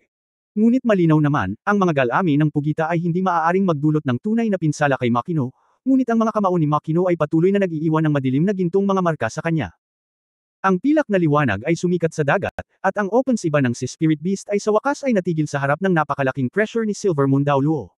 Nakatayo sa yelo, tinitigan ni Tang Wulan si Muya sa kalangitan na may maningning na mga mata. Ito ang unang pagkakataon na nakita niyang nakikipaglaban si Makino. Noong una, palagi niyang iniisip na si Muya, na may cultivation base na mas mababa sa antas ng Super Daoluo, ay dapat na mas mababa kaysa kay Lao. Ngunit ngayon ay tila hindi ito ang kaso sa lahat. Nang hindi gumagamit ng mecha sa antas ng Diyos, ang lakas ng pakikipaglaban ni Maki no Guro ay napakatakot. Ang kahangahangang Dark Golden Battle Armor ay tumakip sa kanyang buong katawan, na ginawa siyang halos parang Diyos na bumababa mula sa lupa. Bawat pag-atake ay nagpapanginig sa langit at lupa. Panay ang pag-urong ng mabangis na hayop na umaapi rito. Hindi ko kailangan ng Spirit Ring o Spirit Bone. Kung hindi ka madaling linangin, lumabas ka. Kung gusto mong maghiganti, humanap ng mas malakas. Nagulat si Jiu Xiao sa mapanghamak na boses ni Mu Ye. Umuungol, tao, sa tingin mo ba ay wala kang magagawa sa upuang ito? Ang dambuhalang pugita ay halatang inis, 8 galami ang nakalaylay, at isang malaking asul na halo ang sumugod mula sa dagat patungo dito. Ang buong katawan nito ay nagpakita ng kakaibang kulay ng olive green. Lumakas ang hininga ng kakilakilabot. Kung gusto mong mamatay, tutuperin kita. Magpadala ka na lang ng meeting gift sa apprentice ko. Tulad ng sinabi niya, ang mga mata ni Makino ay namumula, at ang kanyang kanang kamay ay gumawa ng isang blanko na paggalaw. Isang pulang ilaw at anino ang tila palm unit sa langit at biglang sumulpot sa tabi niya. Sa ilalim ng nakakagulat na titig ng lahat, ang pulang mecha, na halos 6 na metro ang taas, ay biglang nagbago ng mabilis at naging isang napakalaking kulay dugo na mahabang kutsilyo. Lumiit ang figure ni Makino hanggang sa halos 10 metro ang taas. Sa sandaling hinawakan niya ang hawakan ng kutsilyo gamit ang kanyang kanang kamay, isang bahaghari na dugo ang biglang bumaril mula sa mahabang kutsilyo. God-class mecha. Hindi na mabilang ang mga tao na napabulalas. Oo, iyon ang Diyos level na mecha ni Makino. Hindi rin inasahan ni Tang Wulan na ang God-level mecha ni Muya ay ginamit sa ganitong paraan sa halip na hayaan ang kanyang sarili na makisama. Maaari talaga itong gawing sandata. Mag-withdraw. Isang hindi gustong umungol ang tumunog. Ang 8 higanteng paa ng higanteng octopus ay biglang kumaway, at isang makapal na itim na usok ang lumabas mula rito, na tinakpan ang lahat ng hininga. Buong pagmamalaking nag-hover si Muya sa himpapawid, at hindi niya sinadyang ituloy ito. Sa dagat, ang mga sea soul beast na nabubuhay at nabubuhay noon ay mabilis na lumubog sa dagat, at nawala ng walang bakas tulad ng ebb tide sa isang iglap. Ang makapal na itim na fog ay tumagal ng mahabang panahon bago dahan-daang naglaho. Ibinato ni Muye ang kanyang kanang kamay, at ang higanteng talem sa kanyang kamay ay muling naging pulang mecha, na madaling napunit ang isang puwang sa espasyo at nawala ng walang bakas. Nabawi rin niya ang kanyang orihinal na laki, at hindi niya alam kung paano niya ito ginawa, isinuot muli ang kanyang puting chef's robe. Muling tumahimik ang dagat, at umalangaw-ngaw ang mga tagay mula sa 2 malalaking barko. Walang alinlangan, lahat ng atensyon ng lahat kanina ay nakatuon kay Muya, at niyugyog ni Muya ang kanyang katawan, na wala nang walang bakas na parang natunaw sa kawalan. Nakatayo sa yelo, medyo nasilaw pa rin si Tang Wulan sa oras na ito. Ang pagsaksi sa antas ng labanan sa unang pagkakataon ay nagkaroon ng malaking epekto hindi lamang sa kanya, kundi pati na rin sa lahat ng miyembro ng koponan ng Shrek Academy. Hanggang sa nakita nila ang eksena ng labanan na ito ay alam nila sa unang pagkakataon kung anong antas ng labanan ang ganito. Ang dalawang panig ay hindi nagsimula ng isang tunay na banggaan, ito ay pansamantalang labanan lamang, ngunit ang huling resulta ay ang hukbo ng si Soul Beast ay umatras ng walang laban. Ang dahilan ay malinaw, at ito ay dahil sa ganap na pagkakaiba sa lakas. Masyadong makapangyarihan, ito ay sadyang napakalakas. Kailan tayo magkakaroon ng ganito kalakas na lakas? Si Tang Wulan ay tinanggap ni Muye bilang isang disipulo, na sa katunayan ay medyo nag-aatubili. Ngunit sa oras na ito ay talagang naunawaan niya kung gaano kalakas ang sekta ng ontolohiya. Naniniwala talaga ako na sinabi ni Muya na ang dating ontology sect ay palaging katunggali ng Shrek Academy. Nang sabihin niya ang pangungusap na iyon, si Muya ay puno ng kalungkutan. Tapos, napakalakas na niya, gaano kaya katatag ang tunay na pamana ng Shrek Academy. Sa gulat na kalooban, bumalik si Tang Wulan at ang kanyang mga kaibigan sa malaking barko. Isang imbentaryo ng mga taong sakay ang isinagawa upang kumpirmahin kung mayroong anumang mga naunang nasawi. Nakatingin sa walang hangganang dagat sa malayo, orihinal na nagising si Tang Wulan sa Waan sa pangalawang pagkakataon, at nawala ang kaunting pagmamalaki na ang Blue Silver Grass ay naging Blue Silver Queen. Naiintindihan niya na napakalayo pa ng daan na dapat niyang lakaran. Kung gusto mong maging isang tunay na powerhouse, kailangan mo pa ring magsikap. Nag-mutate ang martial soul mo. Ang boses ni Guyu ay nanggaling sa kanyang tagiliran. Nagising si Tang Wulan mula sa kanyang pag-iisip, ibinaling ang kanyang ulo para tingnan si Guyu, at pagkatapos ay marahang tumango. Bahagyang ngumiti si Guyu, congratulations. Sinabi ni Tang Wulan, kailangan kong magtrabaho ng higit pa. Tatapusin ko ang aking pangalan mamaya. Magsasanay ako sa pag-forging at lalampas sa ika-4 na singsing. Maaari kong simulan ang pagsubok sa antas ng espiritual na forging. Maghintay hanggang makumplito ang ating one-word battle armor. Pagkatapos nito, maaari tayong direktang magtrabaho sa direksyon ng 2-character battle armor. Lumingon si Guyu upang tumingin sa dagat, malayo ang kanyang mga mata, hindi niya alam kung ano ang iniisip niya. Mabilis na natapos ang imbentaryo ng buong barko. Sa ilalim ng pangangalaga ng malaking barko at ng malalakas na tao, kakaunti lamang ang natamo ng mga minor injuries at walang namatay. Marami rin ang tauhan, maliban sa hindi natagpuan ng dating chef na nagpakita ng malaking kapangyarihan. Siyempre, wala si Muya sa kanyang tunay na kulay nang sumali siya sa digmaan, ngunit tiyak na hindi mabibigo si Tang Wulan na hulaan na siya iyon. Katulad ng gusto ni Lao Kai na hanapin si Muya, hindi naman ganoon kahirap. Ang malaking barko ay nagsimulang maglayag muli, at ang kabin kung saan naroroon si Muya ay kumikislap ng pilak. Sa susunod na sandali, lumitaw si matandang Kai sa kanyang silid. Sa oras na ito, muling nagbago si Kai Yer sa kanyang makalumang hitsura, nang wala ang kanyang orihinal na kagandahan. Ikaw ba ang Muki Sect Master ng Ontology Sect? Pinaikit ni Kai Yer ang kanyang mga mata at tumingin kay Muya sa kanyang harapan. Ngumiti si Muya nang walang pakialam, oo. Ang lahat ay umiiral sa antas na ito, at walang dapat itago.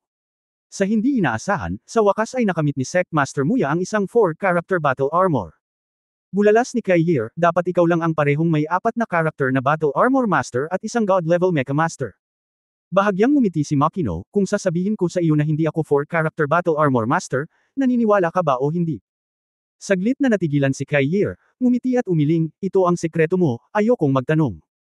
Gayunpaman, gusto ko talagang malaman, bakit sinusunod ni Sect Master Muya ang misyon natin sa Star Luo Continent sa pagkakataong ito. Nanlamig ang mga mata ni Muya, can you control it?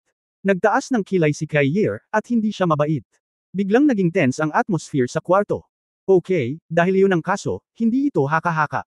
Magagawa ito ni Sect Master Muya para sa kanyang sarili. Malamig na sabi ni Kai Lao, at ang pilak na ilaw ay kumislap at nawala ng walang bakas. Ngumuso si Makino sa kanyang ilong, ngunit wala siyang pakialam. Sa mga misyon ng dalawang bansang ito, walang malakas na tao na maaaring magbanta sa kanya. Bumalik sa silid, ang mga kilay ni matandang Kai ay nakakunot, at natural na siya ay nagkaroon ng seizure matagal na ang nakalipas nang magpalat siya ng iba.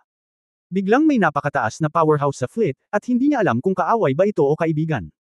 Paanong hindi siya mag-aalala sa kanya?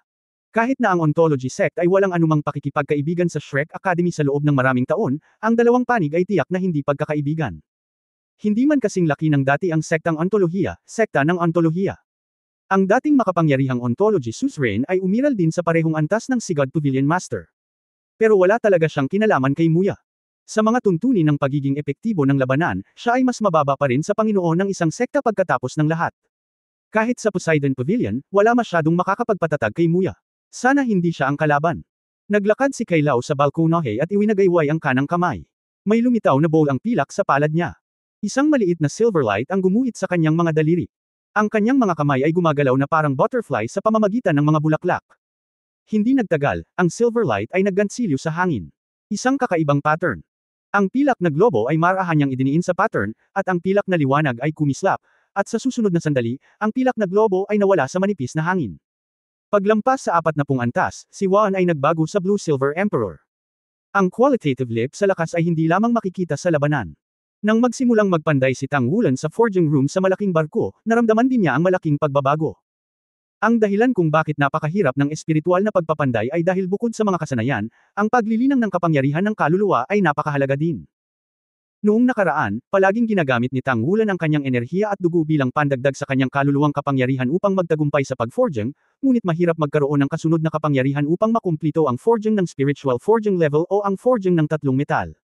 Ngunit ang oras na ito ay malinaw na naiiba.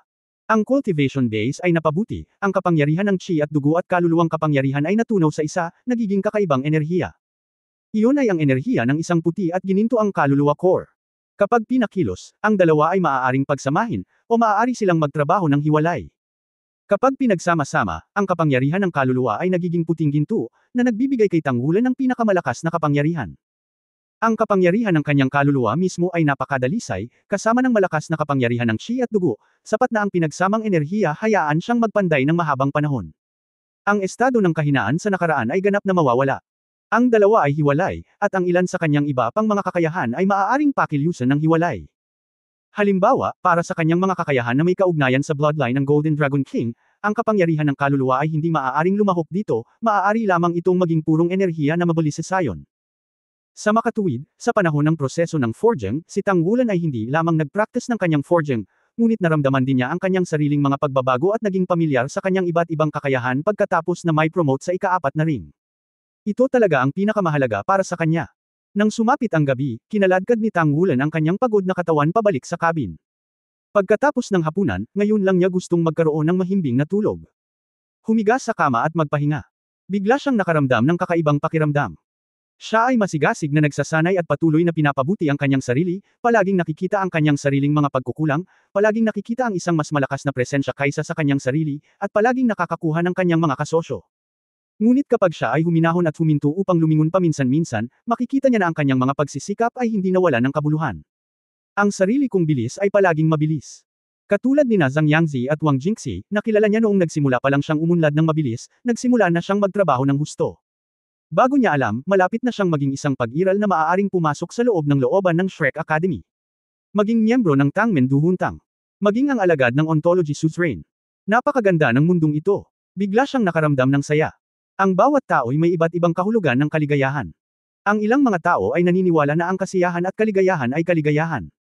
Ang ilang mga tao ay nag-iisip na ang banayad na hangin at ambon ay kaligayahan. Gayunpaman, sa kanyang paglaki, unti-unting napagtanto ni Tang Wulan na alinman sa dalawang uri ng kaligayahang ito ang kaligayahang gusto niya. Ang kanyang kaligayahan ay nagmumula sa lakas, sa kanyang patuloy na pagnanais para sa lakas, at sa kanyang pagsulong sa mas mataas at malayong direksyon. Malabo pa rin niyang naalala ang sinabi sa kanya ng kanyang ama noong bata pa siya. Ang kasiyahan at kaligayahan ay maaaring magpasaya sa mga tao habang buhay, ngunit iyon ay katamtamang kaligayahan. Tanging ang walang kabusugan na kasakiman ang makapagbibigay ng motibasyon sa mga tao, ang kasakiman ay nagpapasulong sa mga tao, at ang kasipagan ay nagpapaunlad sa mga tao. Marahil 79% ng mga talento ay magdadala ng hindi mabilang na mga pagkakataon. Ngunit kung walang 1% na pagsisikap, ang lahat ay walang kabuluhan. Hindi talaga maintindihan ni Tang Wulan ang ibig sabihin ng kanyang ama hanggang ngayon. Sa makatuwid, gusto niya ang kasakiman, gusto ang kasakiman, ang paghahangad na maging malakas, at ang pagtugis ng pakiramdam ng tagumpay sa paulit-ulit. Dahil ang kanyang layunin ay ang mga bituin at ang dagat. Bang! Sa mahinang tunog, halos hindi namamali na tumalon si Tang Wulan at direktang tumalon mula sa bangka patungo sa lupa. Bumukas ang pinto ng balkonahe, nasa bulsa ng pantalon ang mga kamay, nakangiting nakatingin sa kanya si Makino. Mukhang hindi kakampante. This is not bad. Tumango si Muye kay Tang Wulan. Sa pagtingin sa guro sa kanyang harapan na humahadlang sa mga mabangis na hayop sa araw, hindi mapigilan ni Tang Wulan na mataranta, kahit na medyo hindi makapaniwala. Ang gayong makapangyarihang pag-iral ay naging kanyang sariling guro. Guro, magalang na sumaludo si Tang Wulan kay Muya. Hindi madali. Medyo sincere sa wakas. Tara na, sumenya si Muya kay Tang Wulan. Saglit na natigilan si Tang Wulan, ano ang gagawin mo? Sinabi ni Makino, pagsasanay. Nagulat na sabi ni Tang Wulan, hindi pa ba tapos na?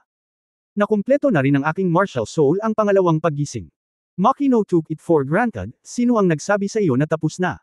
Iyan pa lang ang unang yugto ng pagsasanay. Ito ang pinakamadali. Ang malapit mo ng simulan ay ang ikalawang yugto ng pagsasanay. Hindi mo ba gustong maging tamad? Bahagyang kumaibot ang mga sulok ng bibig ni Tang Wulan. Yun lang. Yun lang. Yaong 49 na araw ng pagpapahirap sa pagitan ng buhay at kamatayan, wala nang iba pa. Guro, hindi ba sa tingin mo ay dapat magpahinga ng mabuti ang iyong baby apprentice? Ang naaangkop na mental relaxation ay makakatulong sa iyo na mapabuti ang isang hakbang pa. Seryosong sabi ni Tang Wulan. Ordinaryong tao iyan, ordinaryong tao ka ba? Isa kang maliit na halimaw ng Shrek Academy. Huwag kang magsalita ng kalokohan, go. Gaya ng sinabi niya, biglang umilo si Muye at hinawakan si Tang Wulan. Sa susunod na sandali, 2 tao na naman ang nasa dagat. Guro, hindi ka ba maaaring maging malupit? Umiyak si Tang Wulan. Kung hindi ka pupunta sa set na ito, maaari ka bang maging isang talento ng hindi malupit? Ang sabi ng iyong amo na kung tretuhin mo ako ng kaunti mas maaga, maaari akong maging isang tunay na malakas na tao. Si Tang Wulan ay mukhang walang magawa, kumikilos sa harap ng guro, tila walang epekto. Kung ganoon, magsikap tayo. Sa totoo lang, hindi man lang niya naisip ang pagiging tamad. Sa pagtataka ni Tang Wulan, hindi siya inalis ni Muye sa barko sa pagkakataong ito. Ang unang yugto ng 49 na araw ng paglilinang ay pangunahing naglalayong pigain ang iyong sariling panloob na enerhiya at supilan ang iyong potensyal. Ito ay nagbibigay inspirasyon sa iyo na kumpletuhin ang ikalawang paggising ng martial soul at ang kabuuang pagsasaayos ng iyong sarili. Ngayon ang hakbang na ito ay nakumpleto, at pagkatapos ito ay upang pasiglahin ka sa panlabas. Ang iyong pisikal na lakas ay may talento at ang iyong kapangyarihan sa dugo ay talagang napakaganda. Hindi ko alam kung bakit, pagkatapos pakinggan ang mga salita ni Muya, naramdaman ni Tang Wulan na parang malamig na buhok ang nakatayong patayo. Kasiyahan. Anong kasiyahan?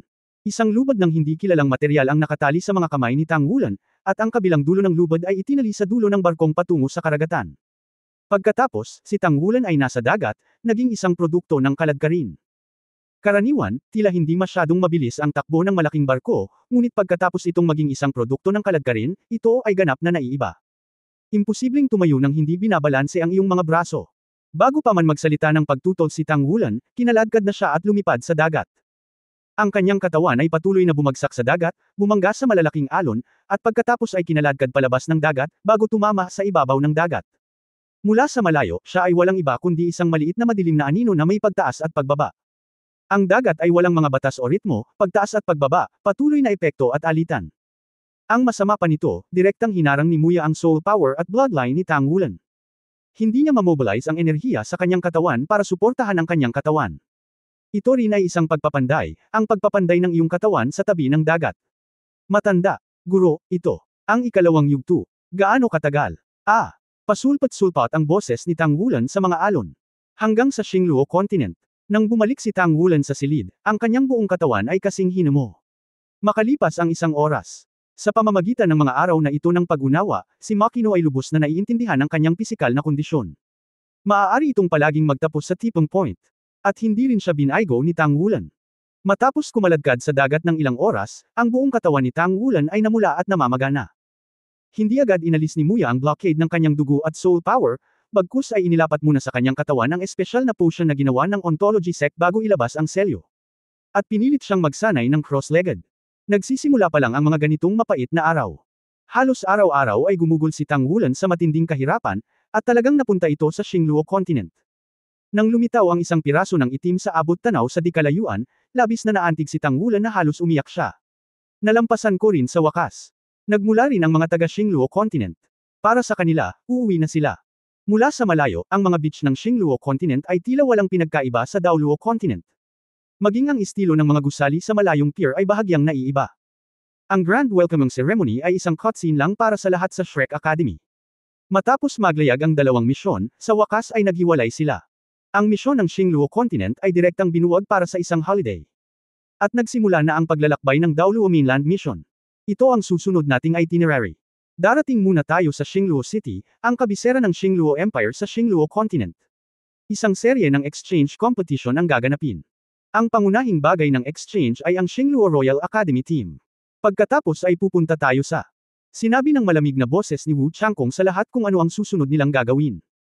Karamihan sa mga ito ay exchange activity sa ilang mga kolehiyo sa Xingluo Continent, pati na rin ang mga pagbisita sa ilang natatanging landscape sa Xingluo Continent. Si Tang Wulan ay seryosong nakinig, at ang kanyang mukha ay puno ng pag-asa. Ang ibang tao, kahit mga babae, ay tila mas kalmado kaysa sa kanya. Captain, bakit ka masaya? Kinalabat ni Shu Lizzy si Tang Wulan at nagtanong sa mahinang boses. Meron ba ako? Hinawakan ni Tang Wulan ang kanyang mukha. Ang iyong mga mata ay puno ng pagnanasa. Ngumiti si Shu Lijihan. Tumawa si Tang Wulan, oo. Hindi ba niya inaasahan? Sa wakas malapit na itong umalis sa dagat. Kinilig siya sa kakaisip sa masakit, namamanhid at makati na nararamdaman sa buong katawan pagkatapos ng impact ng dagat araw-araw.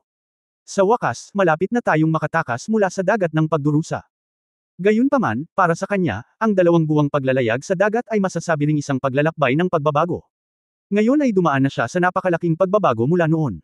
Sa ilalim ng pagsasaayos ng Xingluo Empire, nagpahinga muna sila sa coastal city ng isang gabi, at pagkatapos ay direktang tinawag ang Soul Guidance Train ng Xingluo Empire, patungo sa kabisera ng Xingluo Empire, Xingluo City. Hello, Mr. Kai. Bilang opisyal na kinatawan ng Star Luo Empire, ang ministro ng ugnayang panlabas na si Sima Lanxiao ay palaging napakagalang sa harap ni G. Kai. Hello. Walang pakialam na sagot ni Kai Lao. Ngumiti si Sima Lanxiao at sinabing, palagi namang ganito si Kai, ngayon lang kami nakatanggap ng balita.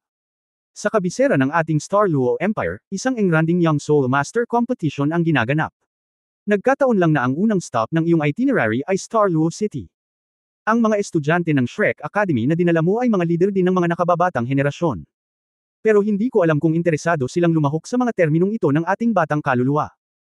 Henerasyon sa Star Luo Mainland din ang pinakamataas na antas ng kompetisyon kung makakasali ka, tiyak na ito ang magiging pinakamalaking kaluwalhatian ng kompetisyon na ito at magampanan ng isang mahusay na papel sa pagtataguyod at pagtataguyod ng kompetisyon. Ngumiti ng walang pakialam ang matandang Kai, nandito lang kami para makipag-usap, kaya hindi na kailangan ang laro. Sinabi ni Sima Lanxiao, Old Kai, sa totoo lang hindi nakakaabala. Sa mga kakayahan ng mga mag-aaral ng Shrek Academy, hindi na kailangang lumahok sa preliminary round. Nagsisimula ito ng direkta sa knockout round. Sa katunayan, hindi ito masyadong mahaba. At masisiguro natin ang kanilang kaligtasan. Sinulyapan ng matandang kay si Sima Lanxiao at mahinang nagsabi, hindi ako nag-aalala tungkol dito. Saglit na natigilan si Sima Lanxiao, ngunit hindi nagtagal ay naunawaan niya, bahagyang gumalaw ang kanyang mga mata, mukhang malaki ang tiwala mo sa iyong disipulo. Bahagyang ngumiti ang matandang Kai, ang kumpiyansa ay nagmumula sa lakas. Kung kailangan mong lumahok sa kompetisyon, hindi ito imposible. Maliban kung ang gantimpala ng kampyonato ay Soul Bone. Nagbago ang ekspresyon ni Sima Lanxiao, natural na alam niya kung ano ang Soul Bone. Kahit na ang Daoluo Continent ay ganap na malamig na sandata edad 20,000 taon na ang nakalilipas, ang mga buto ng espiritu ay ganap na kayamanan. Ngunit ngayon, ang pambihira ng mga buto ng kaluluwa ay may isip. Ang buto ng kaluluwa ay nagmula sa kaluluwang hayop, ngunit iba ito sa singsing ng kaluluwa ng bawat kaluluwang hayop. Ang pagkakataon ng paglitaw ng buto ng espiritu ay isa lamang sa 10,000. 100,000 taon lamang na mga kaluluwang hayop ang hindi maaaring hindi makagawa ng mga buto ng kaluluwa. Sa kontinente ng Daoluo, ang espiritong hayop ay nalante na ngayon, at napakahirap makuha ang buto ng espiritu. Kung ang sinumang malaking pamilya ay may isang buto ng kaluluwa na ipinasa, ito ang magiging pinakamahalagang kayamanan sa pamilya, at tiyak na mahigpit itong panatilihing confidential. Bagamat ang sitwasyon sa Star Luo Continent ay iba sa Daoluo Continent, ang antas ng kahalagahan ng mga spirit bones ay hindi nangangahulugang mas mababa. Lao Kai, ang aming kompetisyon ay tinatawag na Continent Young Advanced Soul Master Elite Competition, na nahahati sa iba't ibang kompetisyon. May mga individual na kompetisyon, kompetisyon ng koponan, at kompetisyon ng Organic A.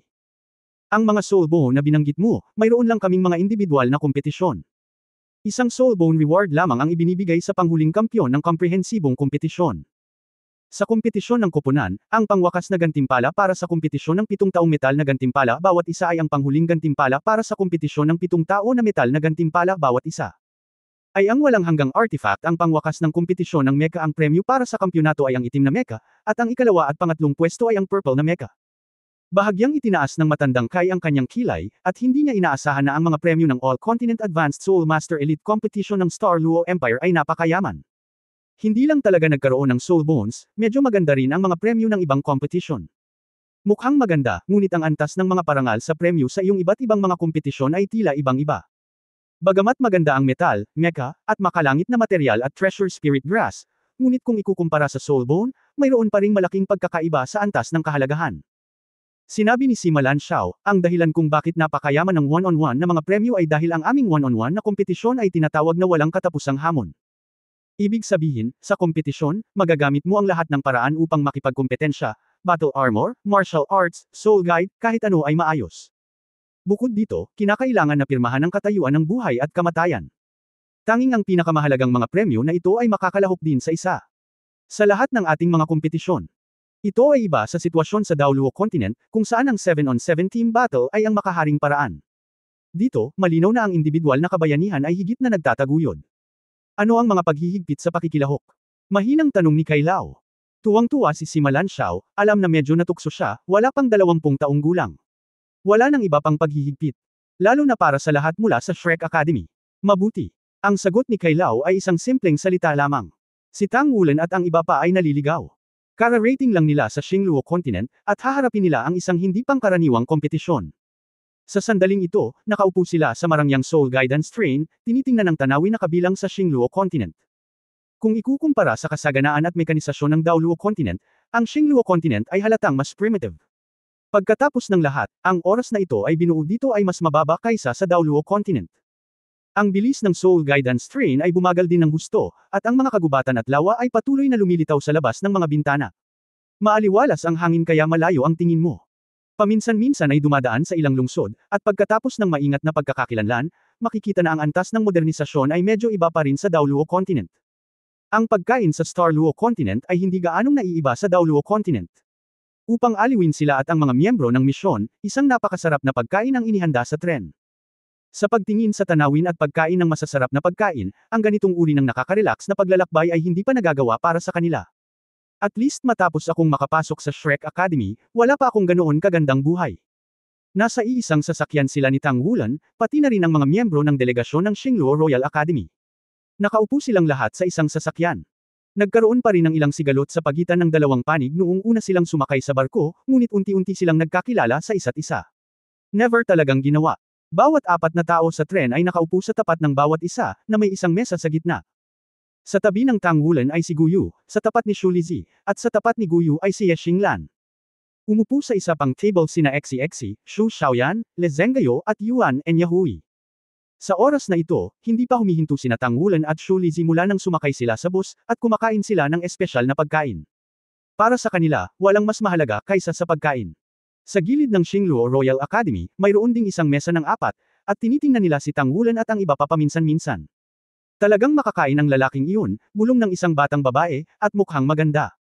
Ngumiti ang ibang babaeng nakaupo sa tapat ng kanyang, "Puff, Zanzan, gusto mo bang kumain ng malambot na damo ang matandang baka?" Mas bata siya sa atin ng 4 o 5 taon. Siya ang kapitan ng koponan ng Shrek Academy. Noong araw na iyon, nakita mo ba noong kinugkob tayo ng si Soul Beast? Ang mga bagay na parang flawed dragon na pinakawalan niya ay hindi alam kung ano ang martial spirit nila. Huwag kang maging mayabang para sirain ng iba ang iyong prestihiyo. Nasa level 45 ang ating kapitan, tiyak na hindi mas mahina kaysa sa kanya. At saka, ang kapitan ay isa ng Battle Armor Master. Wala siyang kumpletong set ng battle armors. For more videos, please like, share and subscribe.